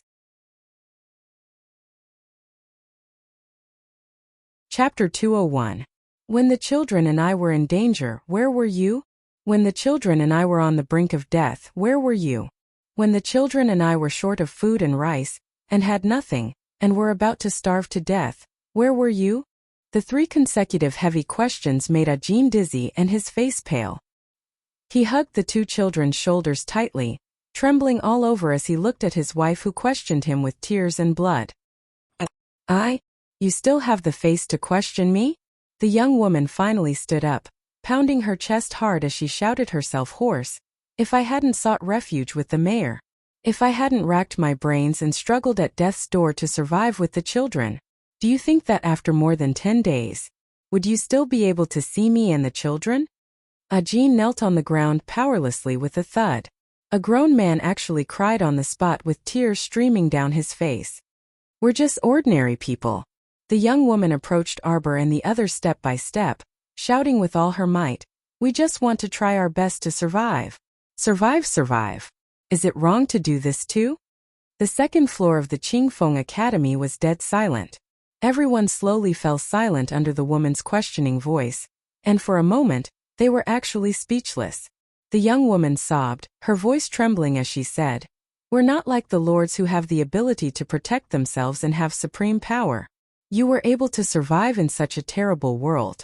How would you know how fragile the lives of ordinary people are? There's indeed nothing wrong with wanting to fight for your life. Su Shanshan nodded lightly. However, in order to fight for your life, you turn a blind eye to the lives of your companions and raise your companions as food for the level 3 zombie. This kind of inhumane method really can't be accepted by others. Arbor raised his head slightly, and a faint smile flashed through his eyes as he looked deeply at Su Shanshan across the crowd. Eldest senior sister was extraordinarily intelligent. As expected, she saw the problem with a glance. Qing suddenly covered her face and cried bitterly. Ajin cried as he pounded the ground and looked up at his wife.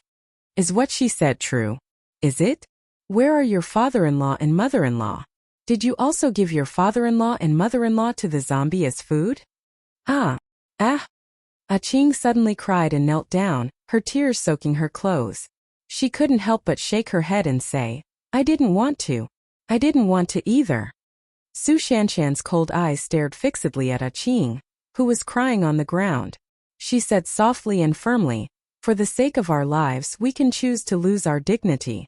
But at the very least, as humans, the bottom line that we must uphold is something that we absolutely cannot lose. In front of Qing's eyes, the scene of her parents crying silently flashed past. In front of her eyes, the lively and cute children of her brothers and sisters flashed past.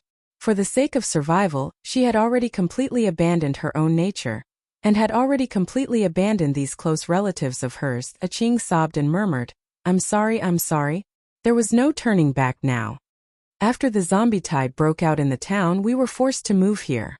Qing silently shed tears and said softly, but soon some of us died of illness, and the nightmare began. After the mayor's son and daughter-in-law died, they both mutated. It's this level 3 zombie that you're talking about. He's the mayor's son. The mayor said that he had a way to control this pair of powerful zombies, but he requested that we provide one of the townspeople as food every day.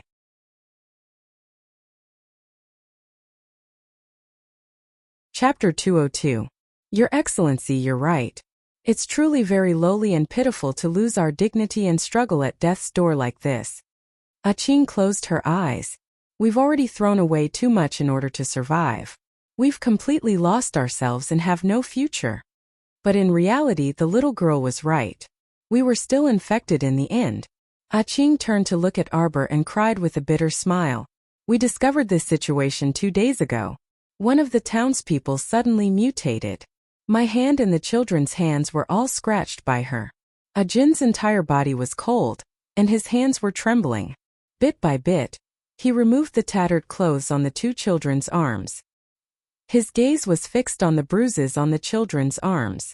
Such a big man hugged the 2 children and cried until he lost his voice.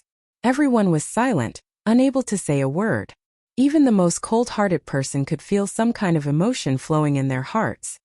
Your Excellency, just kill us. Qing silently shed tears and slowly lowered her head. Even if you don't kill us, we won't be able to survive in a few more days. We'll even become terrifying monsters that other people loathe. I'm only an ordinary woman. I've lived my life without any dignity. But this time, Qing's voice was choked with sobs. I want to die with dignity with my children. Together forever. A faint trace of regret flitted through Su Shanshan's cold eyes. Your Excellencies, please don't kill the mayor's son for now. If you bring him out, those crows in the sky won't wantonly attack you, Qing said. The mayor's daughter-in-law is even more powerful. After you leave, you must remember to be extremely careful.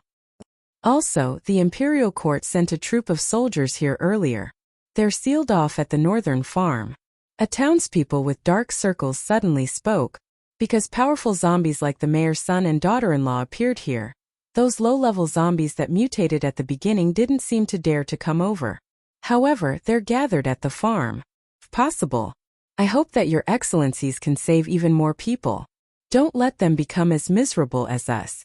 Tears silently welled up in the eyes of the senior sisters from the Holy Water sect. They pursed their lips and couldn't bear to look at Qing and the other townspeople anymore. So they all turned their heads away.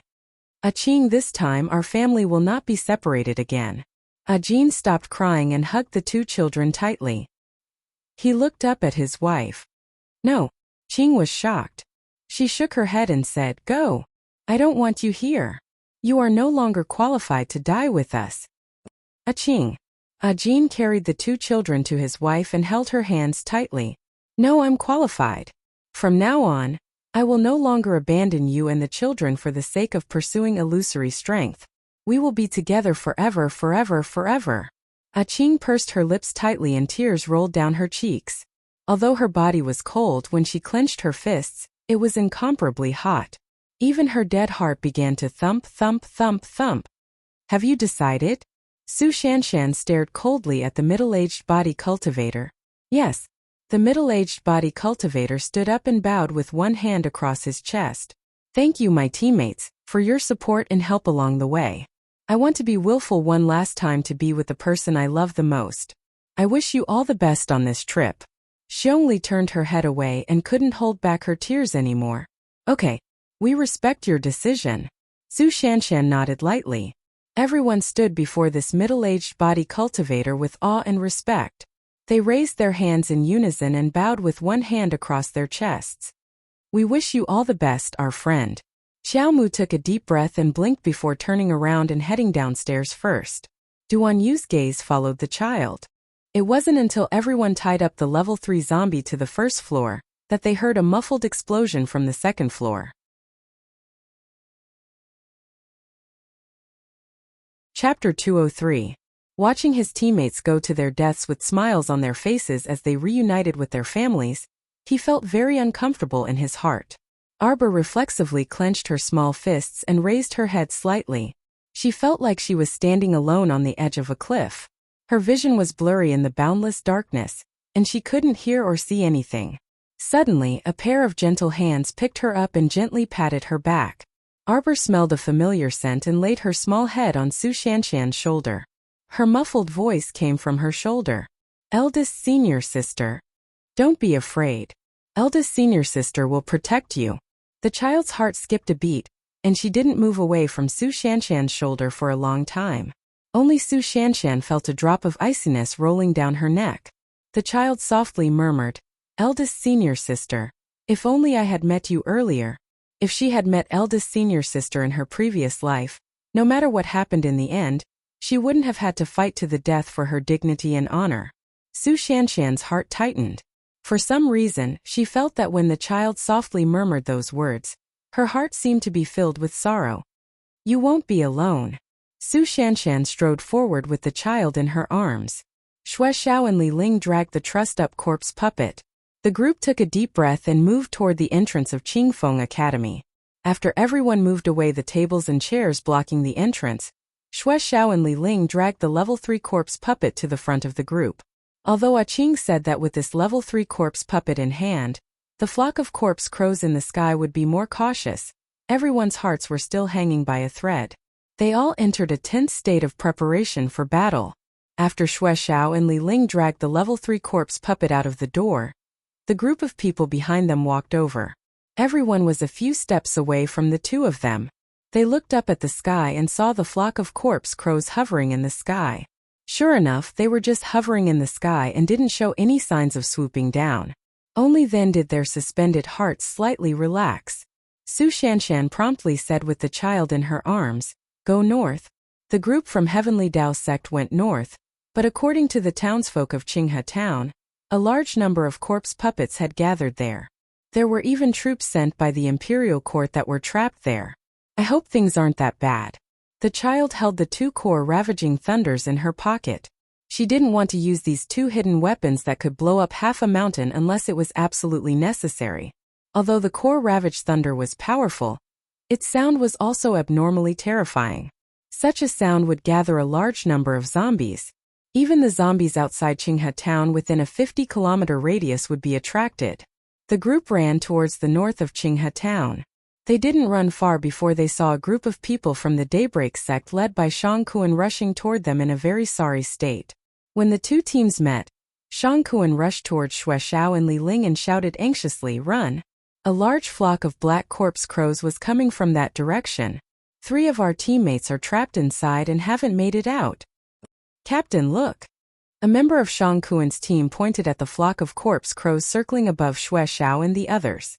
The heavens really wanted them dead. The flock of corpse crows that Xue Xiao and the others brought over was at least 10 times more than the ones they encountered. Wait, under the siege of so many corpse crows, how did Xue Xiao's team come here unscathed? Chapter 204. Shang Kuan's eyes almost popped out of their sockets. Oh my god!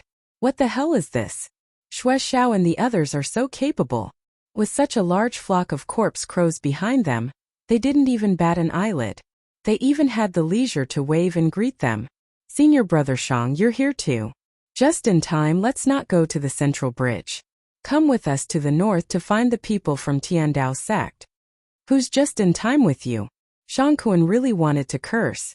Are these women crazy? They clearly know that there are so many corpse crows circling the sky, yet they can still maintain their composure. Xiongyan, Xiongli, are you okay? A young man in Shang Kuan's team quickly walked out and ran to the two. We're fine, Brother Guran. Let's not waste any more time. Let's go north together. Xiongli nodded. We sacrificed 3 of our brothers. Shang Kuan wiped his sweat. Originally, their team only had 18 people because they chased away Qiao Wenwan and her husband. Now the team only had 15 people left. We're also missing 2 teammates. Xue Xiao didn't say anything more to Shang Kuan. She dragged the level 3 corpse puppet that was tied up like a dumpling and quickly headed north. Only then did Shang Kuan and the others realize that this group of fierce girls actually kidnapped a ferocious-looking corpse puppet. They even crazily stuffed the corpse puppet's mouth with a lump of mud so that it couldn't roar. It could only stare with a distorted face. Is this something that girls can do? Shang Kuan shuddered for no reason, exchanging glances with his fellow disciples. Let's go. Xue Xiao and Li Ling dragged the corpse puppet and continued to run forward. The group immediately followed their footsteps, walking side by side. Second, senior brother. Let's follow them. Look, those corpse crows in the sky don't seem to have any intention of attacking them. Shang Kuan felt that the girls were a bit unreliable. However, if they turned around and left now, the large flock of corpse crows would definitely chase after them and bite them. They almost couldn't handle 1/10 of the corpse crows before. Could they handle it now? The answer was naturally no. Shang Kuan immediately led the team and followed behind. The group of more than 30 people rushed towards the northern farm. What came into view was a large brownish-yellow field. There were traces of planting on the ground, but most of the crops had withered. The remaining edible plants had probably been picked clean by the townspeople when the chaos began. The farm was right behind the field, but halfway through they saw 2 severed limbs. Looks like they were attacked as well. The group did not stop. They continued to run forward until they reached the entrance of the farm. Then they drew in a breath of cold air. There were at least 200 to 300 level 2 zombies blocking the main entrance. They were all swaying and banging against the door and walls, looking extremely stiff. The farm was surrounded by a large wall. The main entrance was a wooden fence. At this moment, There were at least 30 to 50 zombies blocking the entrance of the wooden fence. They were all foolishly ramming themselves against the fence that was on the verge of collapse while letting out loud roars. Situe and the rest carried a lot of logs over and piled them at the entrance. The group of people hid behind the logs and released their profound energy at the zombie horde. However, this wouldn't last for long. Mystic Cultivator's profound energy was not inexhaustible. A genius young mystic cultivator like Situe could continuously release profound energy for no more than an hour. Once profound energy was completely exhausted, it was a very troublesome matter. Its recovery would become abnormally slow. Chapter 205. A blue storage talisman floated in front of Arbor. Previously, she had stored half of her bows and arrows in this blue talisman to deal with unexpected situations like this. After all, it was very difficult for the Heart of Paradise to be exposed in front of everyone. However, talismans were different. Even if people knew that she was a talisman practitioner, it didn't matter. Moreover, at her age, very few people would link the creation of these talismans to her. 15 bows and arrows, along with a pile of arrowheads, poured out of the talisman and poured out in front of everyone. Storage talismans. Shangkuan and the others dazedly looked at the little girl with slight astonishment. Those skilled in archery, take a bow and follow me. Arbor took a bow and waved at everyone. Don't waste mystic energy. Pay attention to preserving your strength. Excellent. Shuexiao picked up a bow with one hand and hugged a large pile of arrowheads. She chuckled. I'll broaden your horizons and let you see how great this lady's equestrian archery is. Count me in. Me. Among the 15 people, there were both body cultivators and mystic cultivators. They picked up their bows and followed Arbor's small figure. Those level 2 zombies circled around the high wall and foolishly gathered together. Naturally, there wouldn't be dozens of them gathered in every place. Arbor deliberately led everyone to a place with fewer zombies and randomly picked a place where only a dozen or so zombies were gathered. Everyone knocked their arrows. Without needing Arbor to say anything, the arrowheads uniformly shot towards the zombies' heads. As a man, Shangkuan naturally felt embarrassed to hide behind a group of little girls, so he naturally took a bow and shot. Unfortunately, his technique was poor, so the first arrow missed and stuck into the wall. This angered the targeted zombie, which turned its head and wobbled toward him with bared fangs and brandished claws. Whoosh! The child's arrow exploded that zombie's head.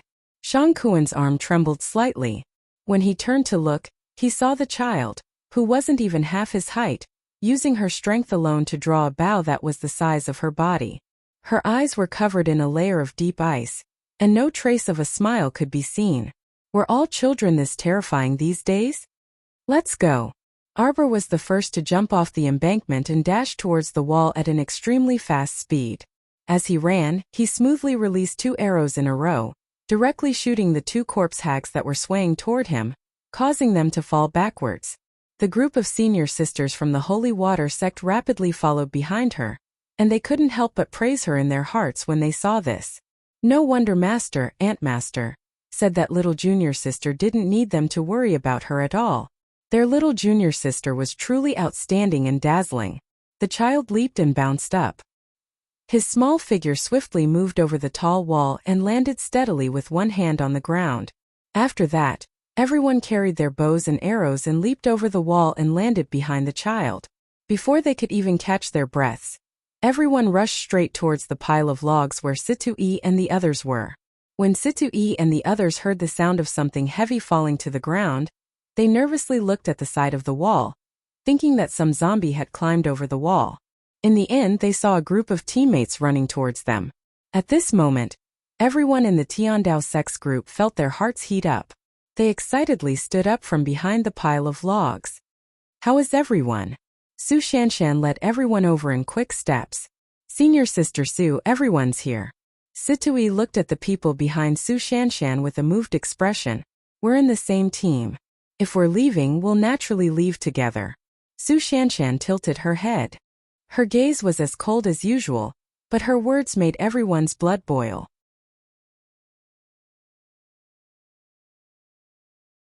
Chapter 206. Situe, how's your archery? The child's soft voice suddenly rang out. It should be pretty good. Situ-E turned to the child upon hearing that. Looking at that little stoic face, he pursed his lips and smiled. Give it to him. The child glanced at Shang Kuan. Although she was expressionless, everything was conveyed without words. Blinded by shaking hands. Wasted arrows. The latter. Why do I feel like I'm being deeply despised by the child? Clear these at the entrance. We'll charge out. The child took the lead and shot an arrow at one of the zombies surrounding the fence, sending it flying backward and crashing to the ground. Such astonishing arm strength caused everyone present to cast admiring gazes at her. As expected, the children of other sects were also outstanding. Whoosh, whoosh whoosh, arrows were fired continuously. Everyone drew their bows and shot repeatedly at the group of corpses blocking the gate. Seeing that half of the zombies were quickly cleared, everyone was delighted. Su Shanshan led everyone closer to the fence. Once the remaining zombies were cleared out, they could charge out from the entrance. However, at this moment, an extremely sharp roar suddenly rang out from outside the tall wall. That sound rushed straight to everyone's eardrums, giving them a terrifying shock. A few superhumans without cultivation bore the brunt of the impact, and their ears immediately bled from the shock. Boom! A row of walls next to the fence was the first to shatter, and rocks fell to the ground in a disorderly manner. The zombies that were originally wandering outside the walls swarmed in through the holes created by the shock. Everyone's expressions changed, and the arrows in their hands flew even faster as mystic energy radiated. The body cultivators waved the swords in their hands and swept away the chopped logs to hit the charging zombies. Roar! That terrifying roar rang out from outside the walls again. Puffed! A superhuman was injured by the shock and spat out a mouthful of blood. His companions hurriedly supported him and dragged him to the back. More and more zombies stepped in from the flattened walls and swayed toward Su Shanshan, Situ-E, and the others. The most terrifying thing was that the black zombie crows that were originally merely circling in the sky seemed to be summoned and slowly gathered together, about to launch an all-out attack. It's a level 3 mutated zombie. It's that mayor's daughter-in-law? Quick, let's go. Let's go inside. Senior Brother Wang beckoned everyone to run into the greenhouse. This wooden shed was built with round logs, so it didn't have much resistance on its own. However, it could at least provide some shelter. It was better than being exposed to the open air. When the last person rushed into the large shed, he saw that the outside was covered in black clouds and countless corpse crows were circling in the air. Everyone pay attention. Situ-E shouted with a solemn expression. As the countless cadaveric crows swooped down, he took out something from his pocket and smashed it on the ground. After a loud bang, an arc-shaped protective shield suddenly surrounded everyone in it. If it were any other time, everyone would fight to admire a defensive profound armament. But now, who would have the time and energy to do so? Dong dong dong dong dong dong. Terrifying crashing sounds were emitted from the transparent protective shield. Countless corpse crows seemed to be enjoying the thrill of crashing as they dove down mindlessly. Soon, even the wooden frame at the top of the shed was lifted by the cadaveric crows. Roar! A level 3 mutated zombie puppet with long hair jumped down from the roof of the tent and stared at the people inside the tent.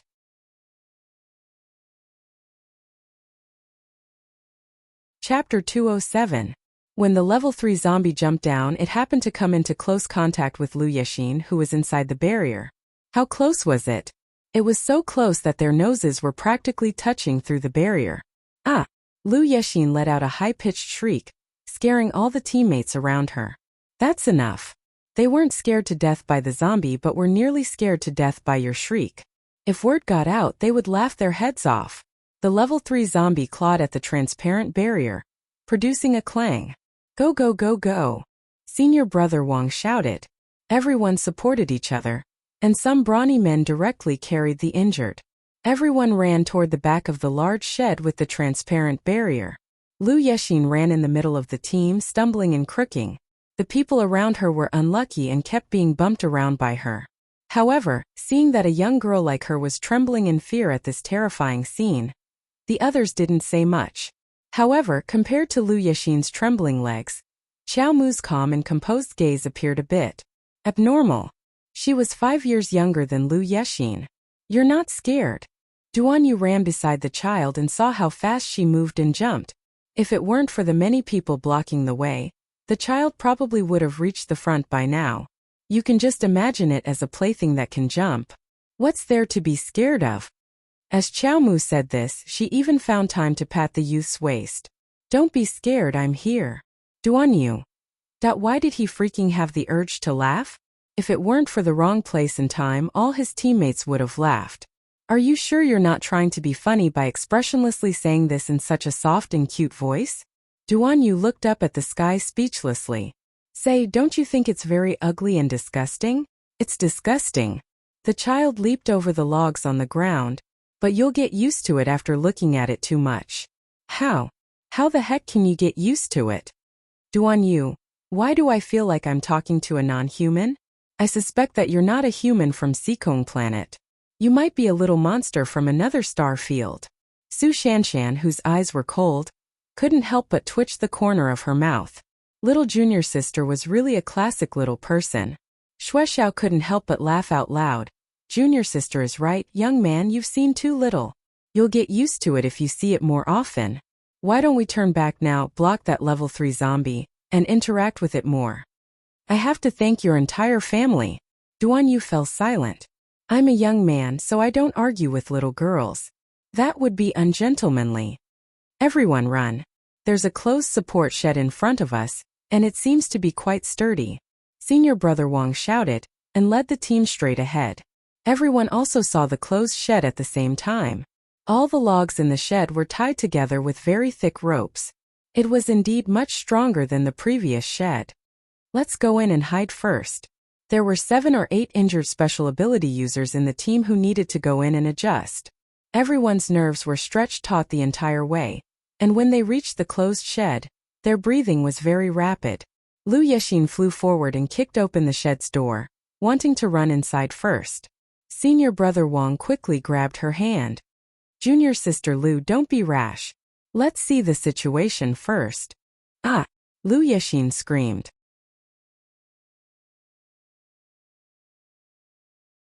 Chapter 208. As Lu Yexin screamed, she subconsciously grabbed Senior Marshal Brother Wang's arm. Her eyes filled with terror. Because when she kicked open the door to the wooden shed, she was greeted by a rotting corpse puppet with half its face missing. It pounced at her.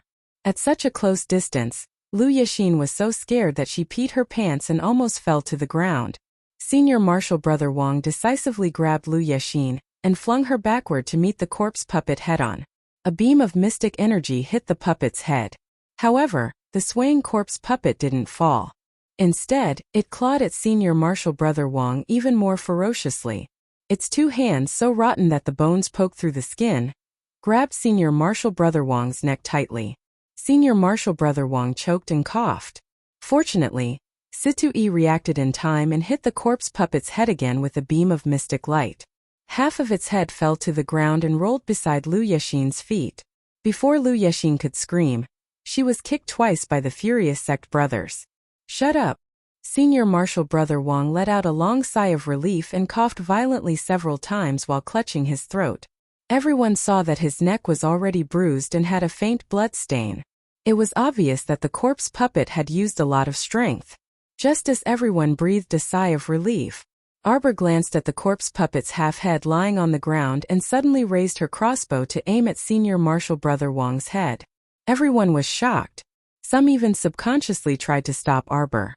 Little Junior Marshal's sister. What are you doing? The child's cold voice slowly rose. Senior Marshal Brother, you've been infected. I'm sorry. White fur grew on its body. It was the sign of a level 3 corpse puppet.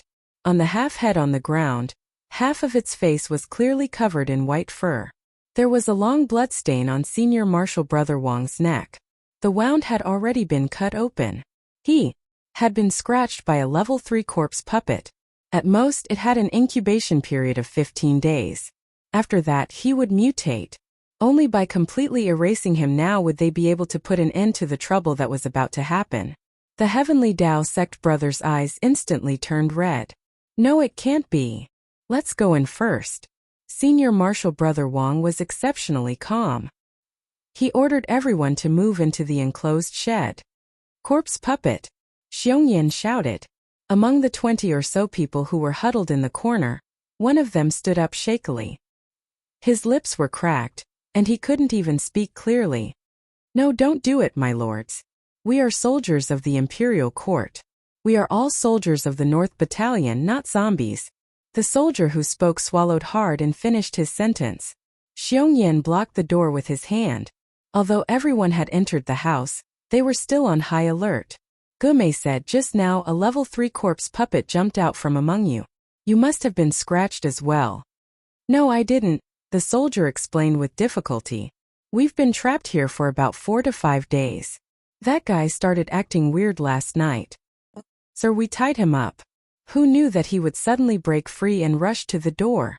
Another soldier weakly grabbed a broken rope and smiled bitterly. We really don't have the strength to stop him. For a moment the atmosphere was stifling. Then, a series of banging sounds came from the top of the wooden shed. Everyone looked up.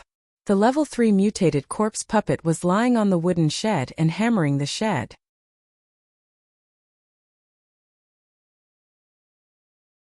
Chapter 209. Senior Brother Wang. Everyone looked at Senior Brother Wang with bloodshot eyes, then turned to look at Lu Yexin, who was trembling in fear. It's all your fault. If you hadn't rashly barged in, how could Senior Brother Wang have been infected? Under the pressure of everyone's gazes, the little girl trembled in fright. Her knees suddenly gave way, and she knelt on the ground with a plop. She repeatedly kowtowed while weeping bitterly. Sorry, Senior Brother Wang. It's all my fault. Sorry. Senior Brother Wang, I was wrong. I really know I was wrong. Bam bam bam. Lu Yexin kowtowed more than 10 times without any discount, and her forehead was bruised from kowtowing. Tears rolled down her cheeks, and her face was flushed red from holding it in. It was her fault. It was her fault. If she hadn't been as willful, reckless, and cowardly as a mouse. If she hadn't insisted on following Senior Brother Situ to train because her father was the Vice Hall Master, Senior Brother Wang wouldn't have been harmed. She truly regretted her past actions. Looking at everyone's accusing gazes, she simply couldn't accept the reality that Senior Brother Wang was about to die because of her. I didn't expect you to have the time to quarrel here. Arbor coldly changed the subject and aimed her crossbow at Senior Brother Wang again. Apologies, Senior Brother. Senior Brother Wang laughed bitterly. A young mystic cultivator from Heavenly Dao sect suddenly blocked in front of Senior Brother Wang. Little junior sister, why are you so cold and unyielding? We've been companions for so long, so how can you attack just like that? Whoosh! An arrow brushed past the young mystic cultivator's throat and shot straight into the pile of wood. The young mystic cultivator was dumbfounded. If you want to die with him, I don't mind having a companion on the road to the Yellow Springs. The little girl's voice was cold without any warmth. The young mystic cultivator trembled and subconsciously moved to the side. A trace of mockery flitted through Arbor's eyes. Hypocrite! Look, you're not that fearless. In the face of life and death, human nature is selfish. This isn't shameful. What's shameful is that you're clearly selfish but still pretend to be noble. The little girl's cold words chilled everyone's hearts.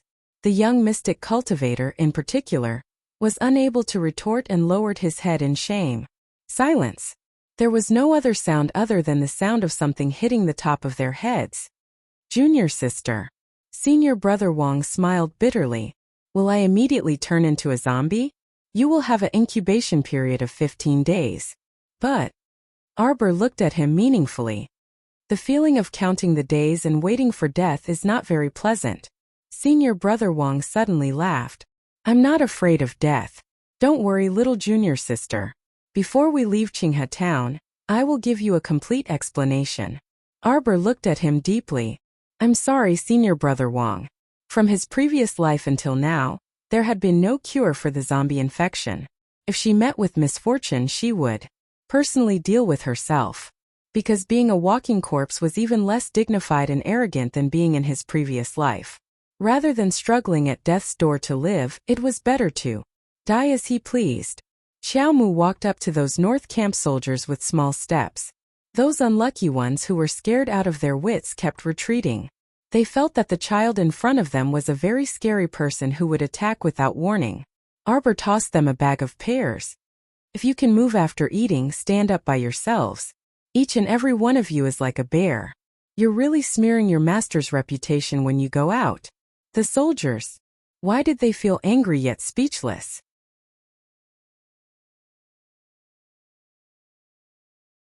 Chapter 210. Just what kind of child was she? They originally thought she was a child with a heart as cold as a knife and a heart as hard as iron. But the moment he turned around, he was able to hand over precious fruits to a total stranger. This child was a person brimming with contradictions and enigma to begin with. The soldier took out a pear and fiercely bit into it, as if he wanted to chew and swallow the words Xiong Sisi. This wooden shed can last for about 7 minutes at most, Arbor said indifferently. Is everyone ready? Ready. Everyone's voices were a bit hoarse. Ready to fight to the end. Ready for the possibility of sacrifice at all times. Everyone held their breaths as they waited.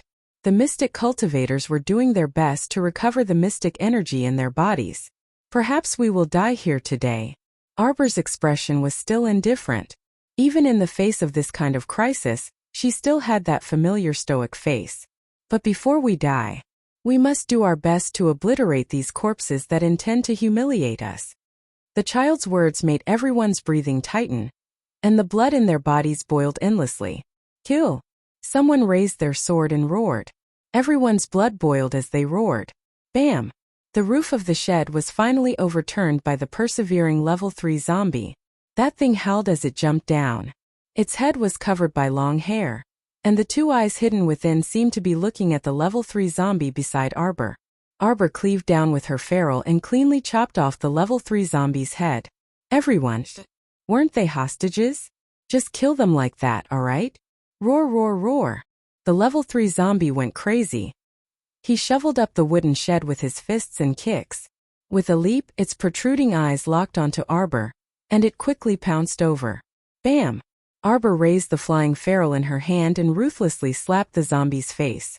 With a shriek, the intoxicating sound immediately caused one of the body cultivators to spit out a mouthful of blood. He fell back with a dispirited expression and rolled outside the group, breaking away from the protective shield. A flock of zombie crows blotted out the sky and rushed over with a whoosh. In just a few seconds, that body cultivator was completely surrounded. When they flapped their rotting wings and left, everyone could only see a skeleton standing on the spot. Soon, the skeleton crumbled into pieces. Roar! The rank 3 zombie puppet let out an angry roar, and the flock of corpse crows circling in the sky suddenly locked onto Arbor. They flapped their wings and screamed hoarsely as they merged into a huge black ball. There were so many of them that one couldn't see the end of them. They rolled towards Arbor. Little junior sister. The holy water sex senior sisters broke away from the protective barrier and pounced on that little person. However, at this critical moment, a fiery red light suddenly appeared on the horizon. It was connected to the burning red clouds, and the entire sky was dyed red. The child's slow little heart skipped a beat, and he suddenly realized that his little body was already flying into the sky uncontrollably. What to do? Could it be the nouveau riche crown prince? Why is he here? He wouldn't slap her old-ass face, but in public would he? The kid was dumbfounded. His body was surrounded by a pure-colored light. Countless cadaveric crows were shattered by the light before they could even get close. The nouveau riche crown prince's mystic energy was too dense. Before she could think carefully, her little body fell into a certain person's embrace. Heh. A cold and magnetic voice rang out beside her ear. Xiao Mu's stoic face involuntarily stiffened. What should she do? She could feel his displeasure from this laughter.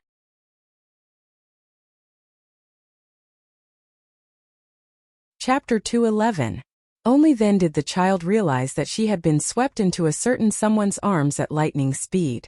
How was that a layer of burning clouds on the horizon? It was simply Crown Prince Mo standing on the back of an ancient golden dragon that was enveloped in intense flames, standing against the wind. Wherever the dragon passed, the sky was scorched red, and the cadaveric crows were roasted until not a single feather was left. The Crown Prince's elegance was indeed incomparable.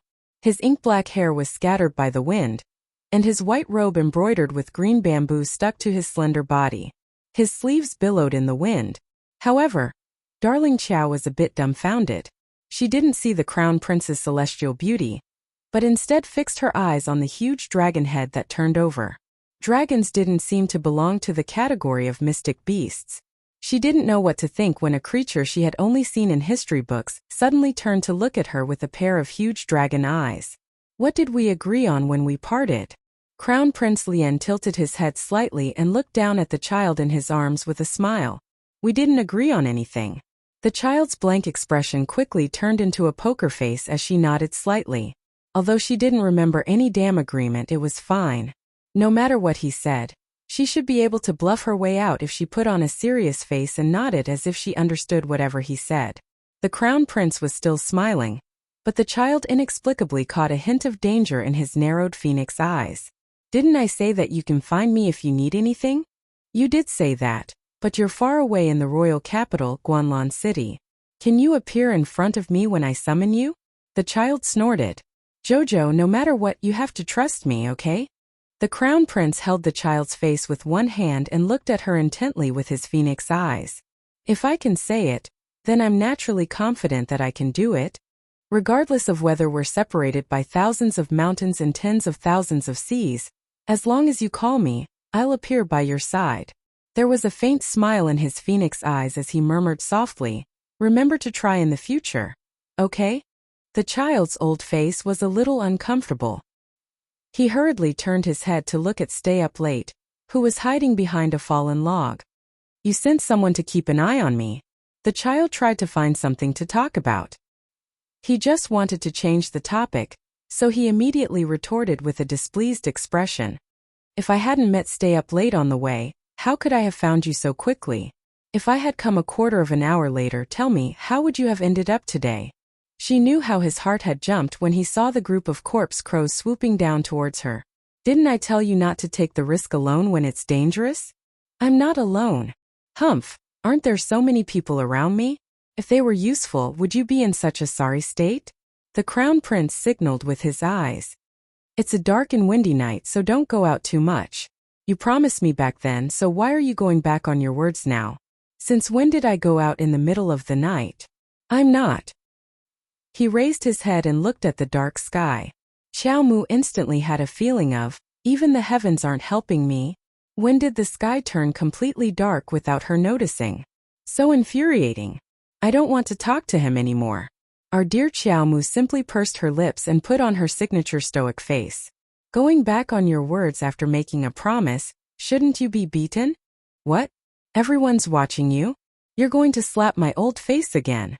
Without waiting for the crown prince to make a move, the child pounced on him and hugged his neck. She opened her mouth and bit down on his chin. It was so stiff and painful. Arbor silently shed tears.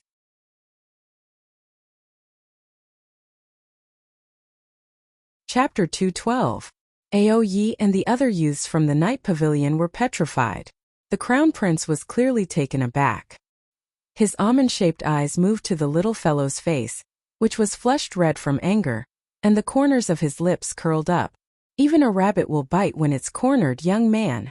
Tisk, you've learned to strike first, the crown prince said slowly as he raised his hand and smacked Xiao Mu's butt. He was so strong. Bastard, bastard. A scholar prefers death to humiliation.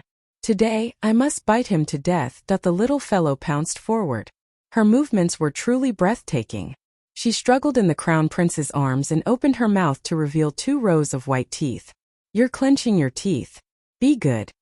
The crown prince held her tightly in his arms and pressed down on her struggling limbs with one hand.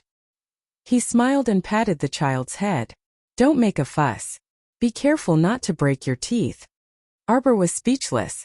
Look, those ugly things are making my Jojo so angry that her face is red. Don't worry, I'll destroy them for you now and clean them all up, okay? I'm going to bite him to death. This bastard is twisting the truth. Is she angry because of the zombie hags? She's angry because of me, okay. Xiao Mu grabbed the youth's arm and was about to bite him. However, the youth stretched out his slender finger and pointed at the sky as usual. Jojo, look. The child grabbed his arm and raised his head slightly, only to see clusters of flames flying towards the corpse crows hovering in the air like scattered meteors. So many flames. Clusters of flames danced and collided in the sky, emitting an even more dazzling red glow. The child had already forgotten to bite him. This was the second time she saw Crown Prince Lien control so many blazing red flames with such ease. The originally frightening flock of corpse crows quickly turned into ashes under the roasting of the raging flames. Not even a trace of flesh was left. Only a faint burnt smell entered everyone's nostrils. Su Shanshan and the rest were already stunned. From the moment the golden dragon appeared in the sky, they were already completely stunned and didn't know what to say. At this moment there was only shock left in his heart, and a feeling of reverence towards the strong rose in his heart. Are these the 5 spirits? The child murmured, and his little hand let go of his arm. Emolien paused for a moment then smiled. It can be considered as the 5 spirits. Did your master from the Holy Water sect tell you about the origin energy of heaven and earth? Yes. The child nodded, then turned to look at Emolien. Very powerful. Seeing that you've helped me deal with so many corpse crows, I'll write off the previous debt with you. Emolien couldn't help but chuckle. She raised her finger and poked the child's soft cheek. It can't be written off. You were so disobedient and didn't abide by our previous agreement. Logically speaking, it's not enough for me to hit you. The child's face was painted green. Give him an inch and he wants a yard. How audacious. What was Jojo waiting for? Bite him to death. Bite him to death. Emolien suddenly hugged her and laughed heartily. Look, her little face that had been painted green had suddenly become lively after changing from the expressionless face she had at that time. Cute. Emolien pinched the child's face and jumped down from the golden dragon's back with the child in her arms. She landed in front of Situi and the rest's protective barrier, and met the eyes of the rank 3 mutated zombie that emitted a foul smell. With a kick, the bow and arrows on the ground landed in his hands.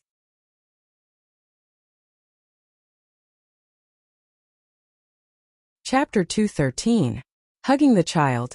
Emolien reached out to hold the child's soft hand and pulled the bowstring together.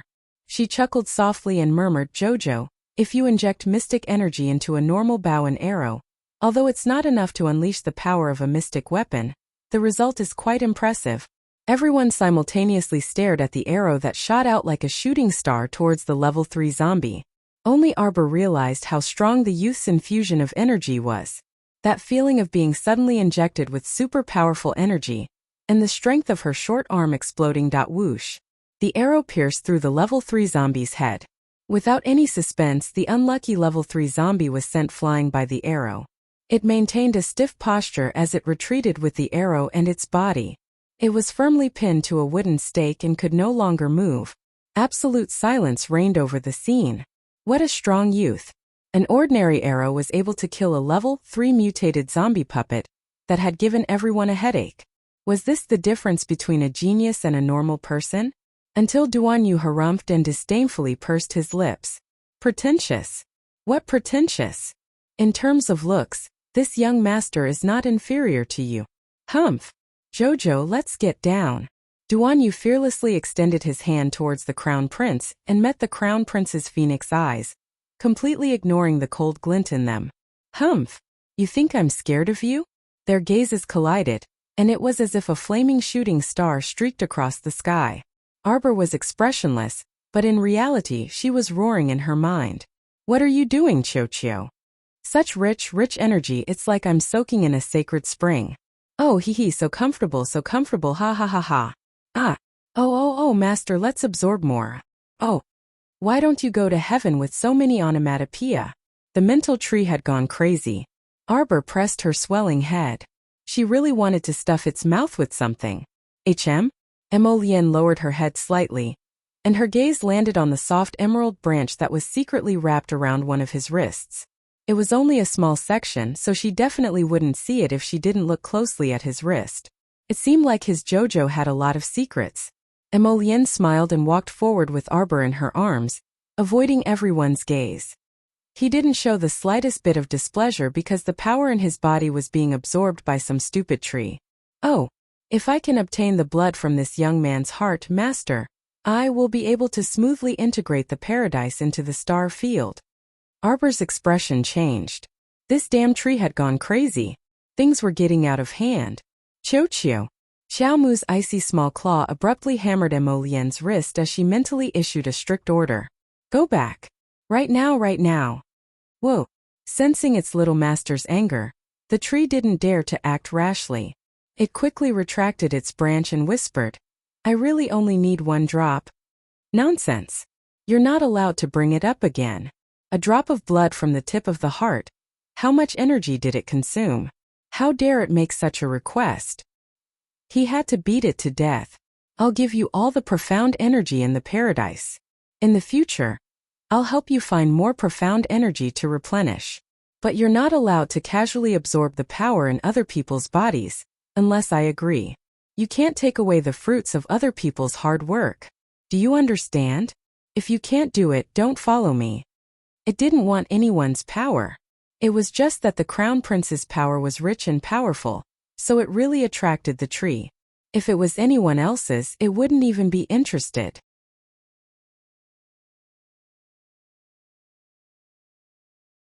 Chapter 214.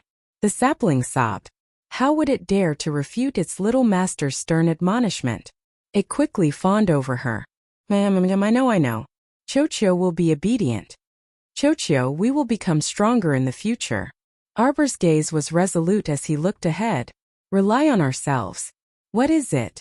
Emolien looked down at the slender branches that swiftly receded and disappeared. She then looked at the child's taut face. It's fine, it can't absorb much. You're still indulging it. The sapling immediately became agitated. Master, the youth said it's fine. Whoa. Haha, you're so agitated that you stutter. Shut up and go back to cultivating. Arbor ignored this cheating tree. Boohoo youth, goodbye. If there's a chance next time. Arbor directly blocked its nagging. You. Arbor looked up at him. Are you alright? That tree of mine is too insensible. It's fine, it's really fine. Emolien smiled and patted the little one's head. Don't worry about me. Xiaomu flew into a rage out of humiliation, and immediately kicked him with her short leg. I'm not worried. Heh. The Crown Prince couldn't help but laugh. With a wave of his hand, all the wooden shards that had collapsed on the ground gently floated up. They were instantly flattened to the sides by a mighty force. A cave entrance was revealed under the sealed wooden shed. Granary? Arbor's eyes brightened. Should be. The Crown Prince nodded with a smile. Let's go down and take a look. Duan Yu and the others all ran to the cave entrance. But Emolien left them behind with an indifferent, you guys stay up here. There were 4 underground granaries built below, and they were filled to the brim with grains, beans, and potatoes. Arbor waved his hand and took out 50 storage talismans in front of the Crown Prince, filling them to the brim. As a result, every granary lost exactly 1/4 of its food supply. The Crown Prince couldn't help but smile. If it were anyone else, their jaws would definitely drop to the ground for this little one to casually take out 50 storage talismans. For you. Darling Xiao calmly took back all the full storage talismans, then took out 20 empty storage talismans and placed them in the Crown Prince's hand. Hush money. The Crown Prince almost laughed out loud. He naturally reached out to take the storage talisman from her and praised, My Jojo is really amazing. Would those arrogant talisman masters of Guanlan City die of shame if they saw the little fellow take out a handful of talismans? He wondered if those idiots could even produce 10 talismans in a month. Because talismans were rare, there were even fewer of them on the market. It was not an exaggeration to say that it was difficult to obtain a talisman even with 1,000 gold taels. Go ahead and decorate. Call them in when you're done. The little fellow raised her hand and patted him on the shoulder. She had an expression that said, We're together. If you don't take some, I won't be at ease. All right. Emolien nodded. She also took some food from each granary, and used her blood to open a talisman to take them away. Arbor. He thought that the nouveau riche Crown Prince would be humble and say, Leave it to my people. But he didn't. However, the youth's straightforwardness made Arbor admire him. She hated people who were hypocritical and coy. After the two finished packing and left the underground granary, they said to everyone, There's a lot of food down there. Everyone cheered, finally feeling that this trip was not in vain. In the end, Prince Emo decided to take away the remaining half of the food and send a few brats from the night pavilion to wait here for the South Camp's rescue team. When the time came, they would transport the food back to the capital together. The food reserves here exceeded City Lord Gu's expectations. Even if they took away so much, the remaining food was enough to feed the city's people for 4 months. Arbor and the others' trip was simply a bountiful harvest.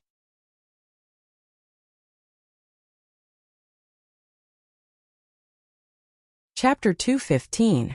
After a night's rest, they set off on their return journey the next day. The return journey was a bit slow with food, but thankfully it was safe and they did not encounter any zombies. Arbor returned home in the evening.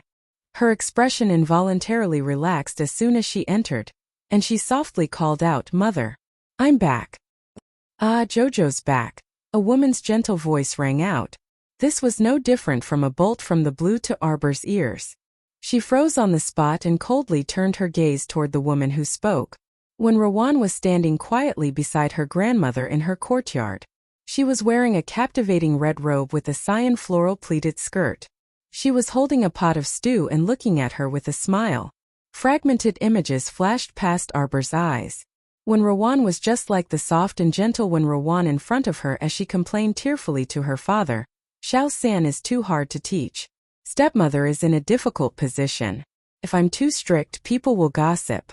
If I'm not strict, he'll go out and cause trouble again like today. I really don't know how to teach him."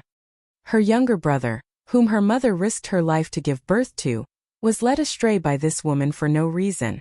In the end, he muddle-headedly died in an inexplicable love affair. Her younger brother was only 16 when he died. A young life fell just like that. Mo Lien, who had walked in with her, could most clearly sense the change in Xiao Mu's aura. This little fellow was fine just a moment ago, but the weather changed in an instant, and her vicious aura soared. At this moment, her eyes were icy, and her wooden and cold expression was just like when they met for the first time and she was ruthlessly smashing Wu Yenjin with a rock. Prince Mo's phoenix eyes narrowed dangerously, and he followed Xiao Mu's bone-chilling gaze to the uneasy and slightly terrified woman standing by the flower bed. "Why are you here?" Duan Yu had just stepped into this small courtyard when he heard little Jojo's interrogative voice. He was so nervous that he almost blurted out, I came to find you." He realized that he had misunderstood. Little Jojo wasn't dissing him. She was dissing someone else. "Scram!" Arbor yelled at Rowan as he moved to the side to make way for her. Rowan was so nervous that she almost dropped the pot of stew she was holding in her arms. She knelt down in front of Wang Nei with a plop and her delicate body trembled. 2 streams of tears fell down her cheeks. "Aunt!" The old lady was so angry that her whole body trembled. She slammed the stone table. "Yu, how unruly. This is your aunt Wen Yu." She was so angry that she couldn't speak coherently. Arbor's eyes were like poisonous arrows. "Changzai." Steward Changzai stumbled over, his face pale with fright as he rolled on the ground. "Miss Xiao Xiao, what did I say when I left this house? How dare you let anyone in? Do you still have any respect for this little master of yours?" Arbor's eyes widened and he clenched his fists. His whole body was trembling as he roared at Changzai. "You also pack up your things and scram today. Immediately. Immediately. Scram." Duan Yu was so frightened that he kept quiet out of fear, not daring to make a sound. It was quite scary when the adorable little Jojo was angry. That fury seemed to have substance, and whoever was burned by it would be unlucky. No matter how silly he was, he did not dare to go over and provoke bad luck at this time. Changzai kowtowed like he was pounding garlic and said, "Xiao Xiao master, Changzai was wrong. Changzai won't dare to do it again in the future. Please give this old servant a chance, little master." Elderly Lady Chow was so angry that her whole body went limp on the round-backed chair. She pointed at the enraged Arbor with a trembling finger.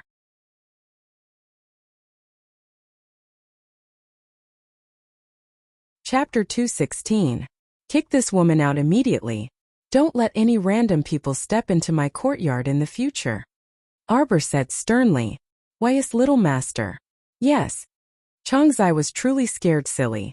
This little master's style of telling people to scram at the slightest disagreement was truly frightening.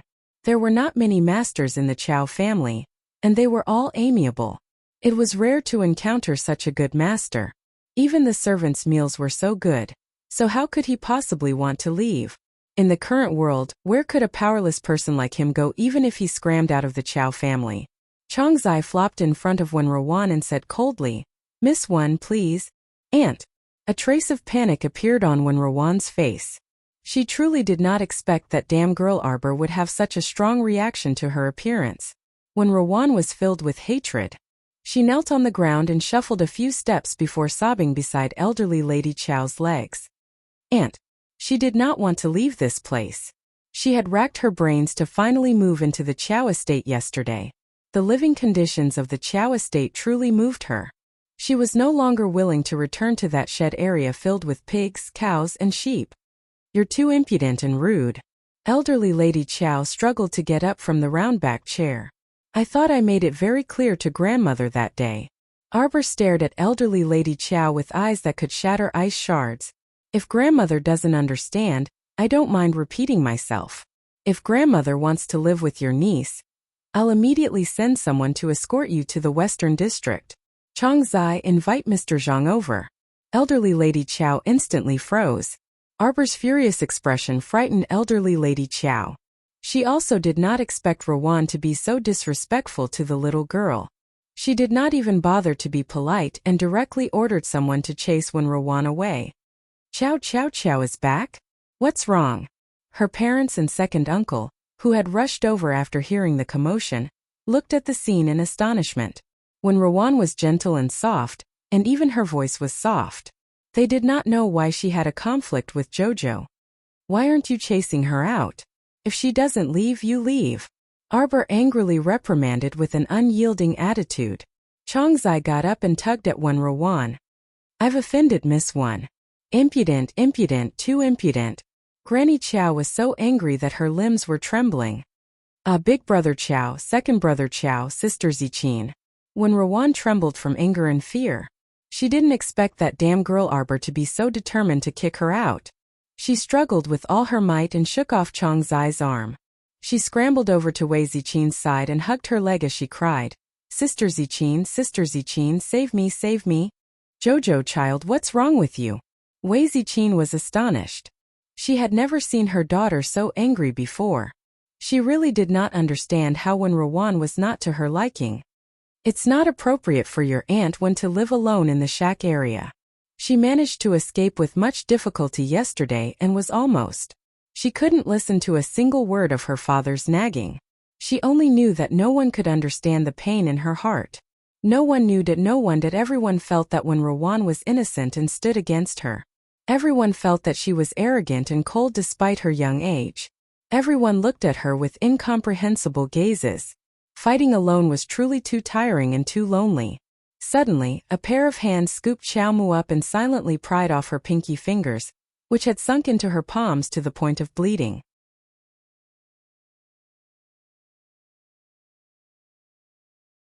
Chapter 217.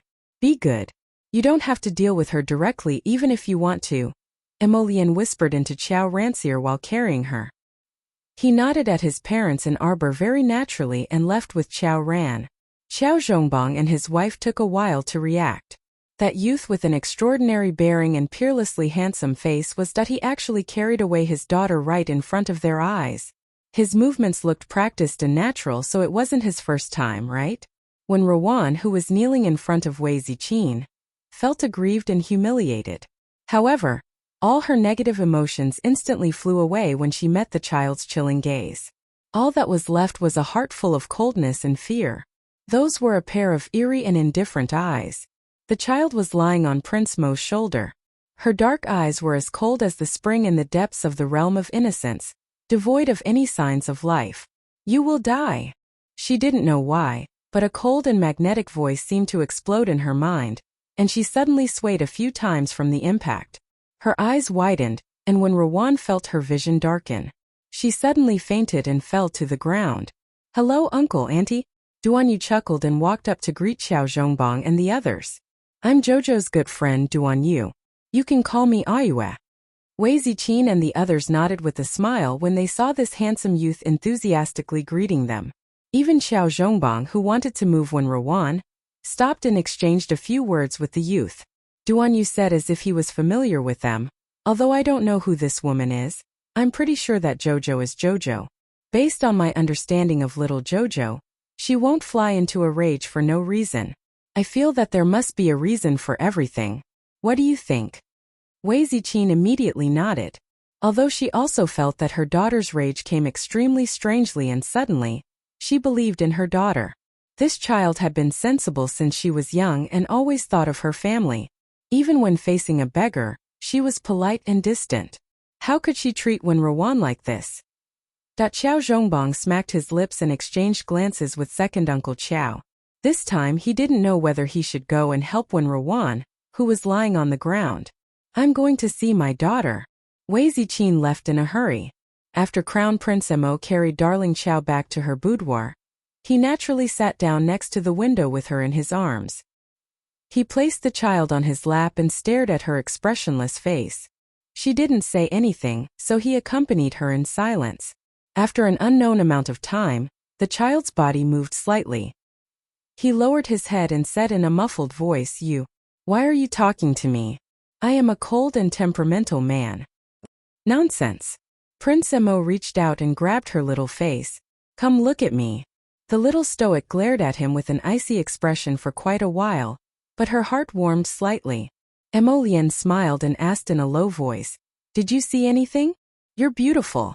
You're one of the most beautiful people I've ever seen, the child answered seriously. Mo Lian. Why did he feel like he didn't know whether to laugh or cry? And what the heck was one of the most? Who was the second or third? Was it Duan Yu? He simply lifted her higher and pressed his forehead against hers as he chuckled softly. Not that. I'm asking if you saw anything in my eyes. Eyes? The stoic child nodded. They're even more beautiful than Duan Yu's. Emolian. Fine, he should be happy. In this little fellow's eyes, he was very good-looking. Huifeng, who was hiding in the shadows, couldn't help but facepalm. How could His Highness the Crown Prince and the child's conversation be so funny?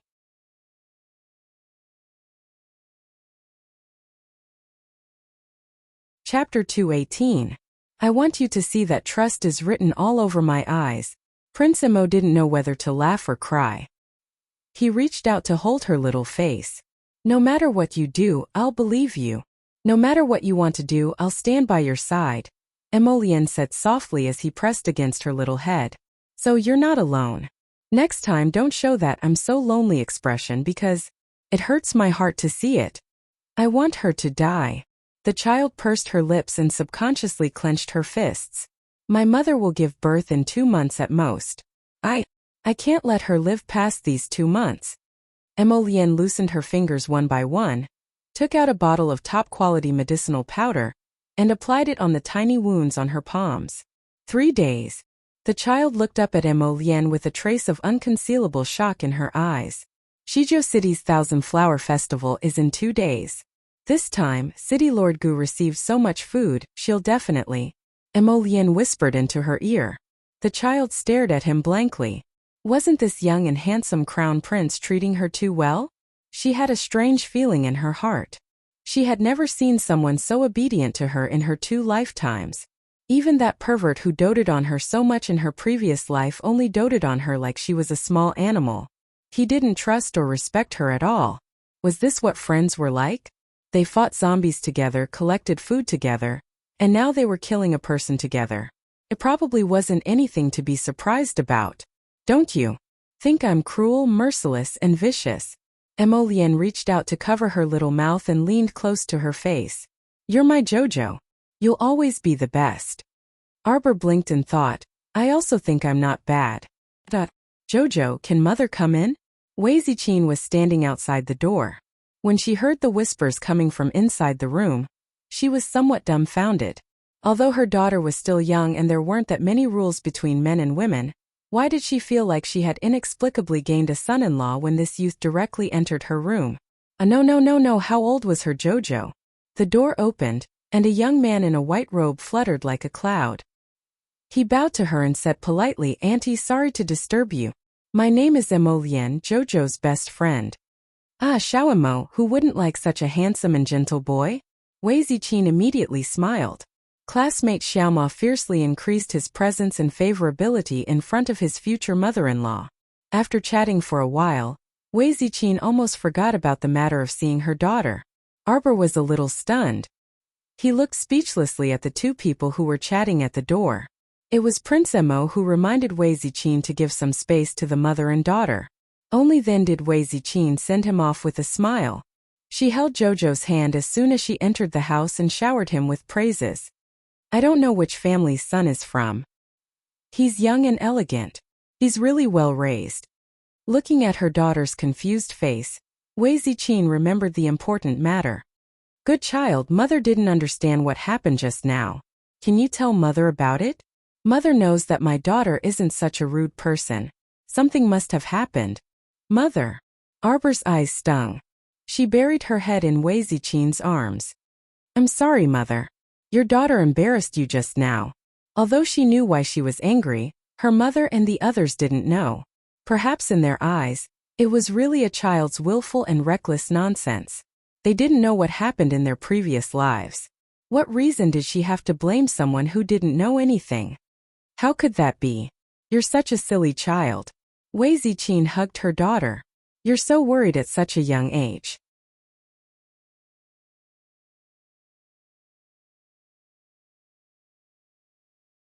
Chapter 219. Wei Ziqin looked at her daughter and pulled her small hand. Actually, I was the one who brought your auntie one back. I bumped into her on the street when I went out yesterday. She was being chased and bullied by two bullies in West City, and was in a very sorry state, Wei Ziqin said. Mother thought that it must be quite difficult for a girl like her to be alone. She has a soft personality and doesn't even dare to speak loudly. At that time she was in tears and kept begging me to take her in, so mother's heart softened. Is it because mother didn't handle this properly? Jojo, what happened just now? Why did you react so strongly? Arbor buried her head in her mother's embrace and shook her head. She said in a muffled voice, Mother, it's nothing. I just don't like outsiders coming into our family. Silly girl. Mother wants you to be happy. Since you don't like Rowan. Wei Ziqin smiled and hugged her daughter while patting her back. Xiao Mu could no longer hear what Wen Rowan said, and she gradually sank into her own thoughts. In reality, she originally did not want to deal with Wen Rowan, so Xiao Mu ignored this woman when they met in front of the city lord's estate.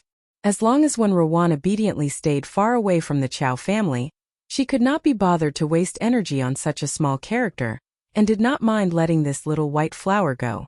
But now it seemed that the gears of fate would never stop turning. This Wen Rowan had quietly gotten close to their home again, and insisted on making her presence known. Since Wen Rowan insisted on asking for a beating, then don't blame her for being vicious and merciless. This woman would not live for more than 3 days anyway. Arbor did not attend dinner with the excuse that she was not feeling well. She also did not bother to look at that pretentious little white flower. No matter how much she tried to make her presence known, she was already a dead person. There was no need to argue with her.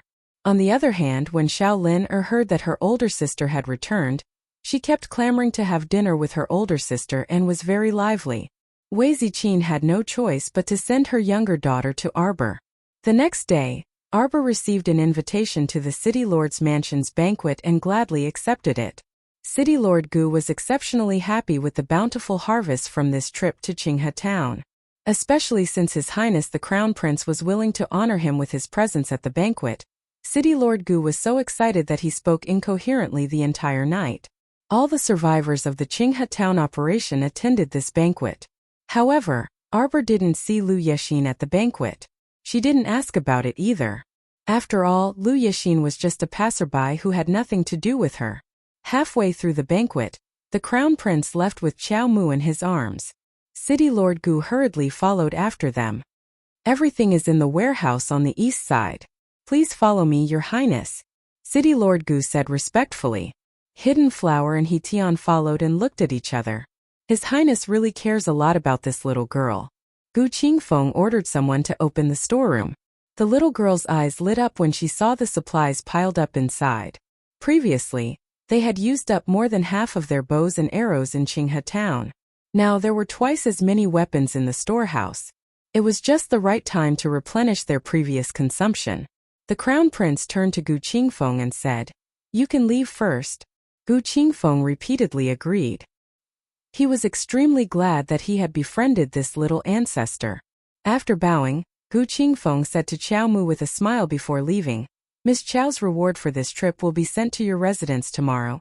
Your Highness, this humble subject will take his leave first."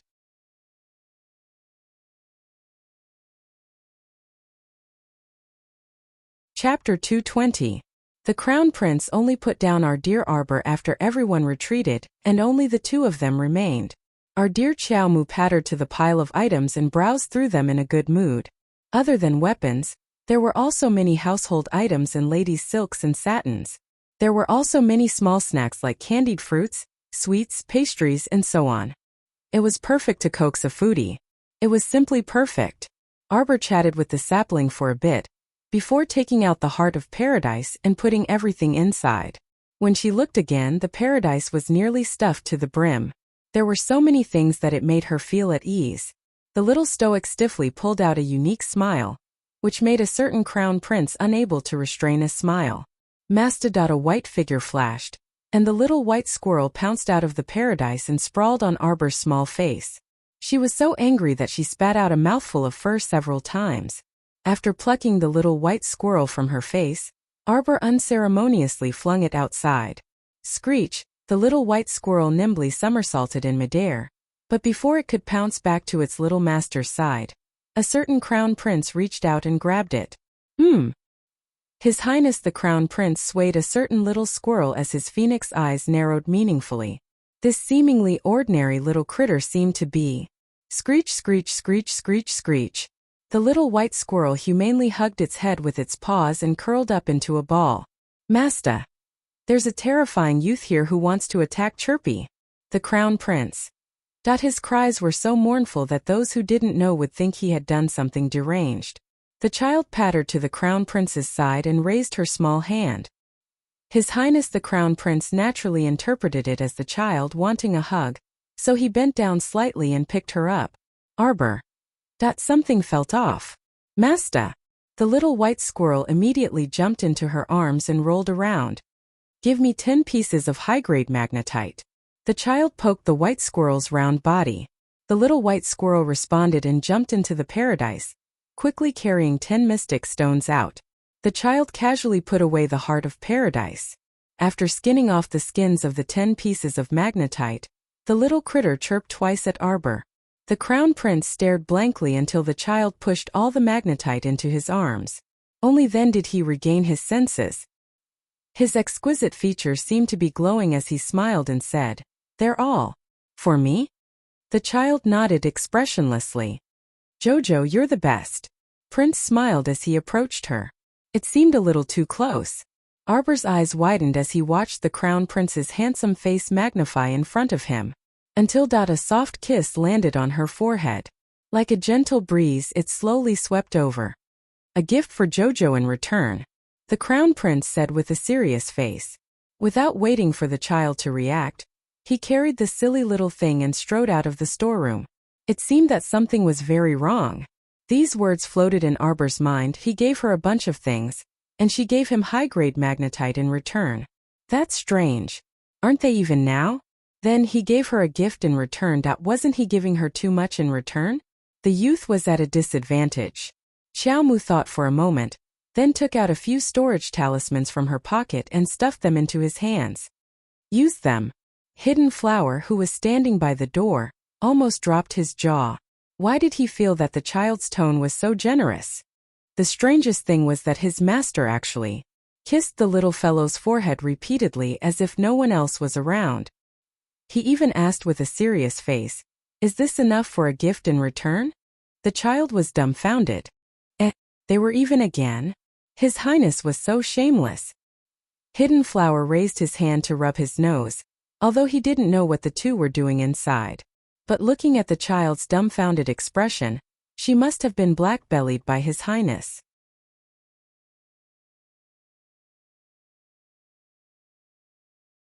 Chapter 221. When the two returned to the banquet, the Crown Prince exchanged some pleasantries with the city lord. Gu Qingfeng had already received his subordinate's report that the entire storeroom had been emptied in an instant. He revered the little girl even more, thinking that the little girl's inner world must be extraordinary.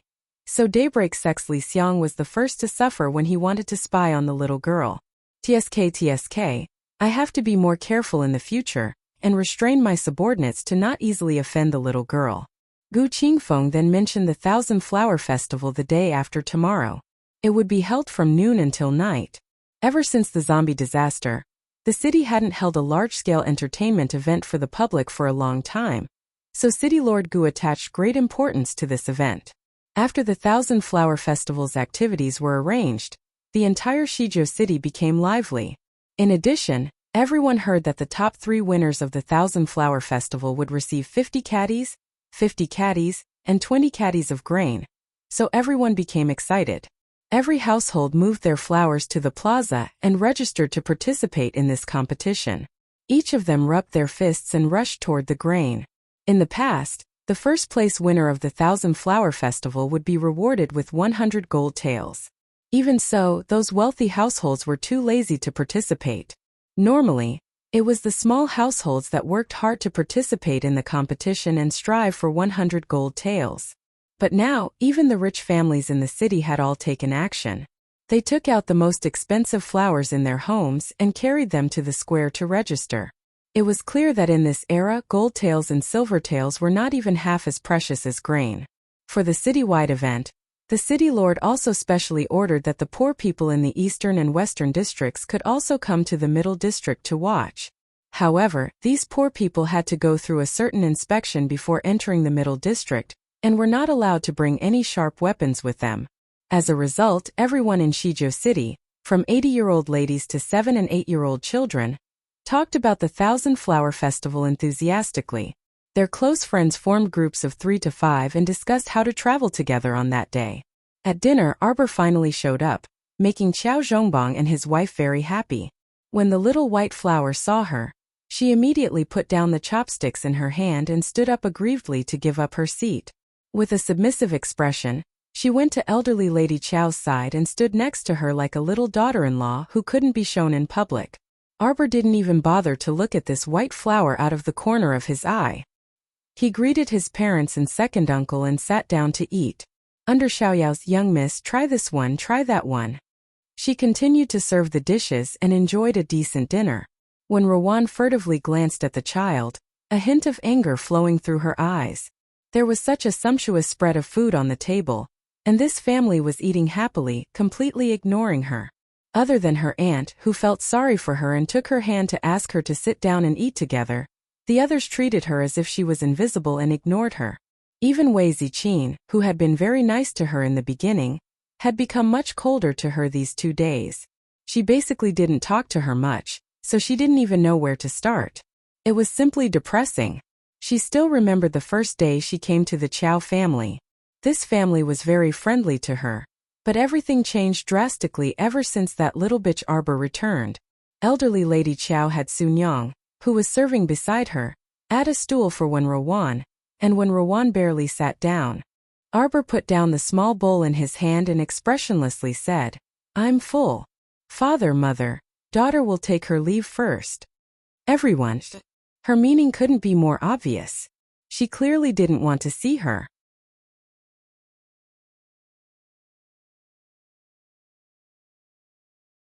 Chapter 222. Jojo. When Rowan hastily stood up and smiled awkwardly at Arbor.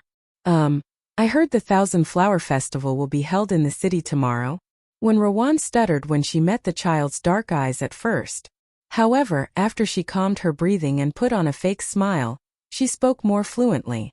The children have been in Shizhou City for so long, but we haven't taken a proper look around yet. How about we go to the plaza in the city tomorrow as a family to take a look at this grand occasion? Who's a family with you? Arbor's face darkened. What a thick-skinned person. Do you think you'll have a chance to join our family in this lifetime? When Rowan shuddered, and her face alternated between green and white, she was put on the spot. Cough cough. There should be more people on the streets tomorrow.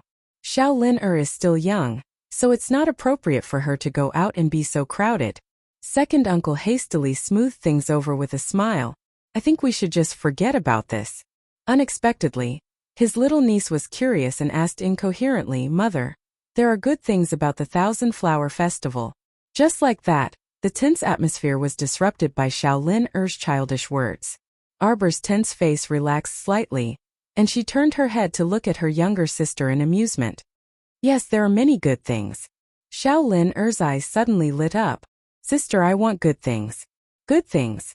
Wei Ziqin was amused by the sisters' conversation. Second Uncle Qiao and Qiao Zhongbang's mouths could not help but twitch. This treasure had never been short of food for her during this period of time. The snacks and pastries were endless, and her life was even more nourishing and happy than before. Her little face was round and full, and she was thinking about this time all day long. Old Madame Fu coughed and tried to put in a good word for her niece. "Then you youngsters should go and play together. Ziqin's belly is big, so she'll stay at home to take care of herself. Rowan, take the children out and be careful on the road." "Yes, old madam." When Rowan's eyes flickered with excitement, she did not believe it.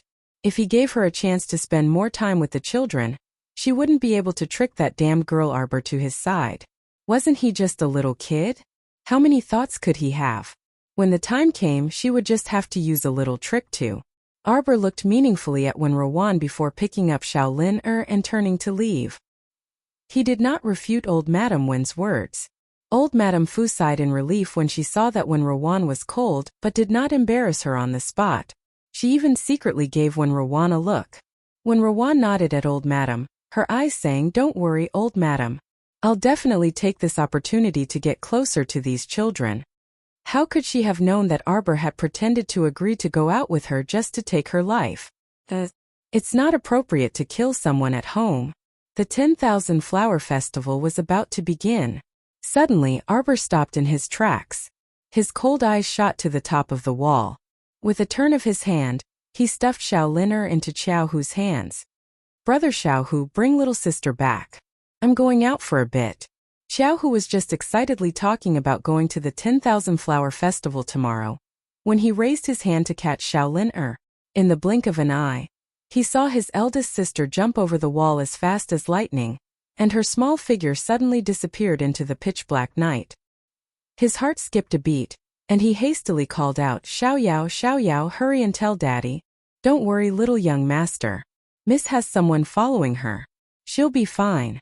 Xiao Yao hastily dissuaded the flustered youth. "Xiao Yao will send you two back to your rooms first." Meanwhile, Arbor jumped over the wall and shot forward like a catapult, closely following a shadow elongated by the moonlight.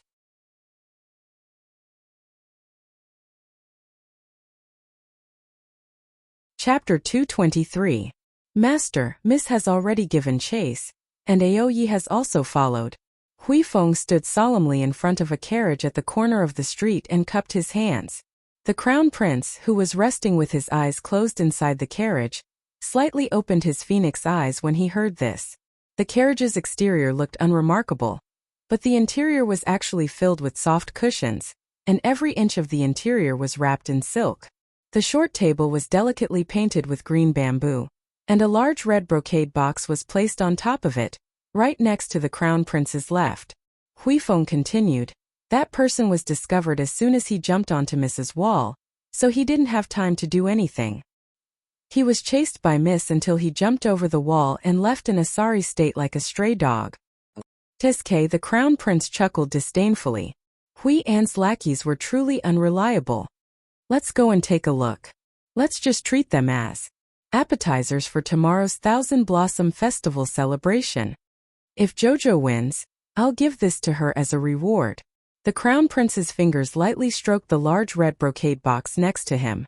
This item had always been under He Tian's care, but since the crown prince was here in person, it was more appropriate for his master to personally give it to the little girl.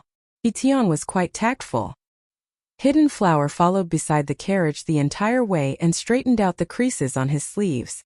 He couldn't help but chuckle. Then what if she loses? Hui Feng glanced at him. Does this fool know that trouble comes from careless talk? If she loses, I'll sell you. An exquisite kettle was thrown out of the carriage and smashed directly at Hidden Flower's head. Hidden Flower dodged to the side with a sullen face. So infuriating. Master is so unreasonable and randomly insults people. I beg for an explanation. At this time, the man being chased by Arbor like a stray dog was already inexplicably sweating on his forehead. He simply didn't dare to believe that a level 4 mystic cultivator like him would be discovered the moment he stepped onto the other party's wall. This child was too strange. That speed of pursuit simply made him feel inexplicably apprehensive. Could it be that the person he encountered now was a tough nut to crack? The man swiftly ran toward the rendezvous point. Damn little brat, since you want to follow me, then keep following me. Let's see how you'll die without a burial place then. Suddenly, a strong gust of wind hit his back. The man turned his head around in shock and saw that a small stoic face had already appeared behind him. She was holding a ferrule as black as ink, and she swung it at his back without any explanation. Before the ferrule arrived, a strong gust of wind had already arrived. Profound energy suddenly exploded on his back, causing him to stagger 2 or 3 steps forward in a sorry state. Before he could even open his mouth to make a sound, a terrifying little foot carrying profound energy suddenly kicked him in the back. Pooh! The man's old face stiffened. As he rushed forward, he spat out a mouthful of old blood. He felt as if his internal organs had been turned around in his body. Every part of his body was in pain. What a scary girl. I have to run. Sensing the approaching aura of death, the man didn't dare to stay any longer. He ran forward with all his might. Just now, he had already mobilized all the profound energy in his body to block that wretched girl's attack. But he was still injured. What did this mean? The man's eyes widened. This wretched girl's cultivation was higher than his. Why was this so? How old was she? Bang! Arbor swung her ferrule again in pursuit, but it missed. A beam of light formed by profound energy fiercely smashed several inches behind the man's heel, scaring him so much that his old face turned pale. He suddenly staggered and actually ran away at an extraordinary speed. The child wrinkled her brows and sniffed. She followed that man out of the city and ran toward the ruined western part of the city.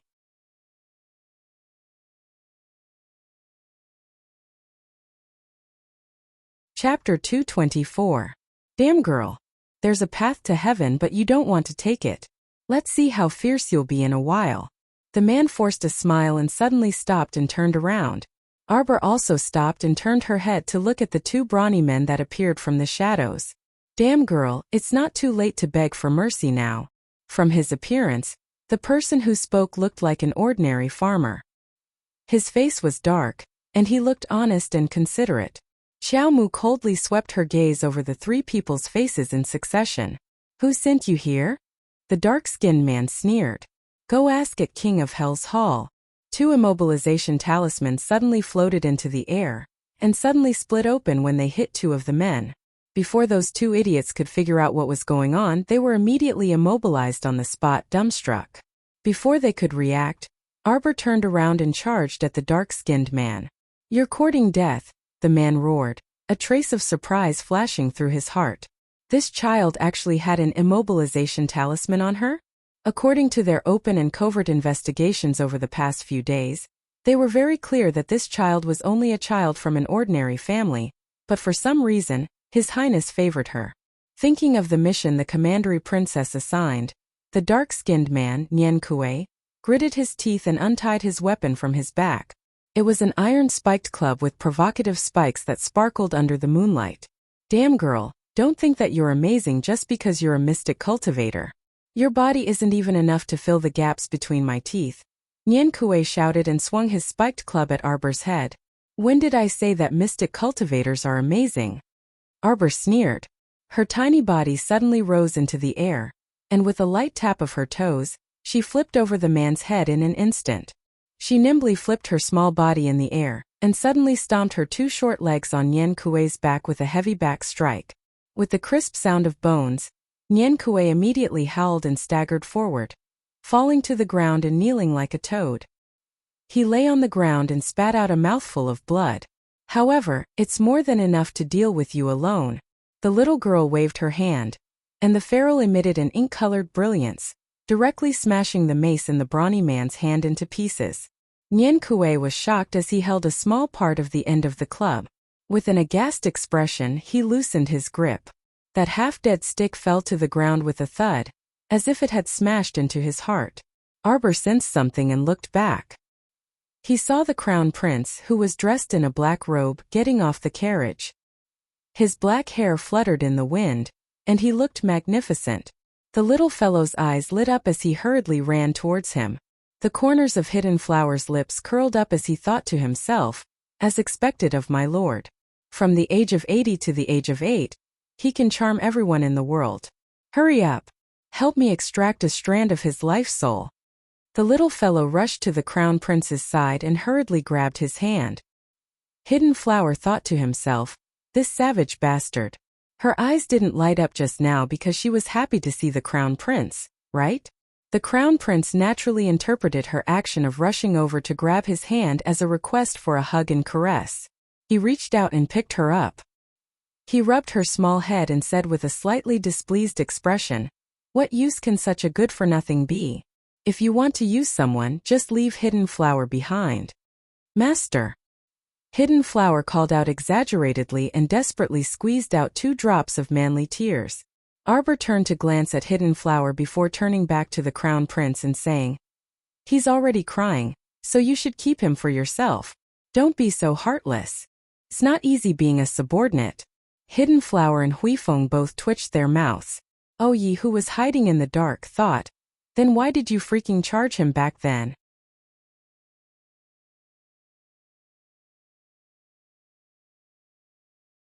Chapter 225. When Yan Kuei saw the crown prince, he had already collapsed to the ground, trembling. The other 2 were even worse. After the immobilization talisman's effect was lifted, they fell to their knees one after the other and prostrated themselves on the ground, not daring to raise their heads even an inch. Your Highness, Your Highness. Ah! Yan Kuei screamed and rolled back and forth on the ground while holding his head. Arbor reached out to take the soul that the crown prince handed over, a strange smile faintly appearing on his lips. Search him.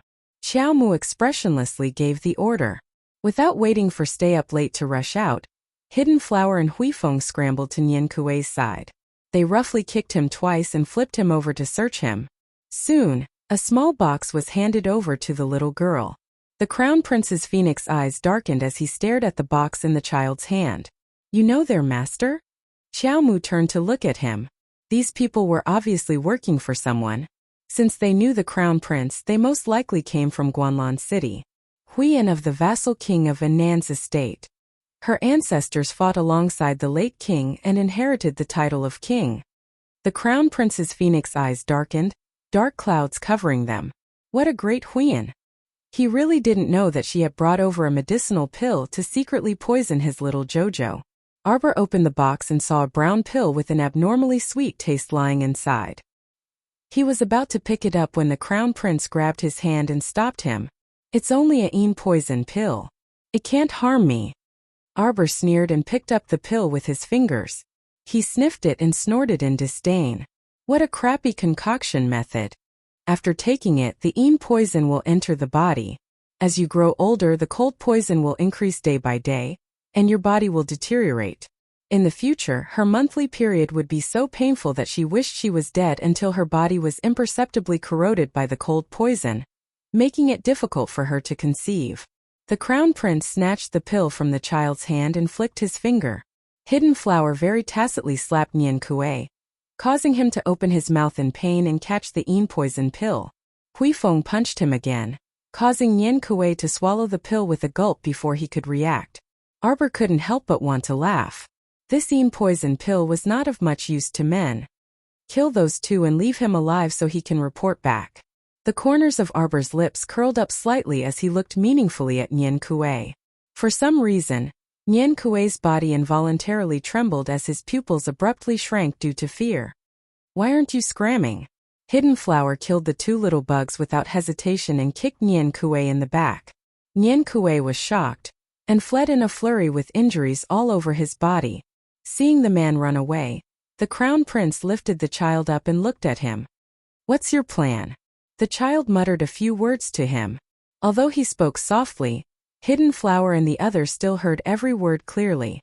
Then, they all secretly glanced at the child as if they were looking at a little monster. Will there be trouble? No. The crown prince laughed heartily. Hidden Flower. Hidden Flower and the others endured the shock of their jaws dropping to the ground. When they heard the Crown Prince's summons, they hurriedly ran forward and took out a white jade tablet, offering it to the young lady with both hands. What an exquisitely carved communication jade tablet!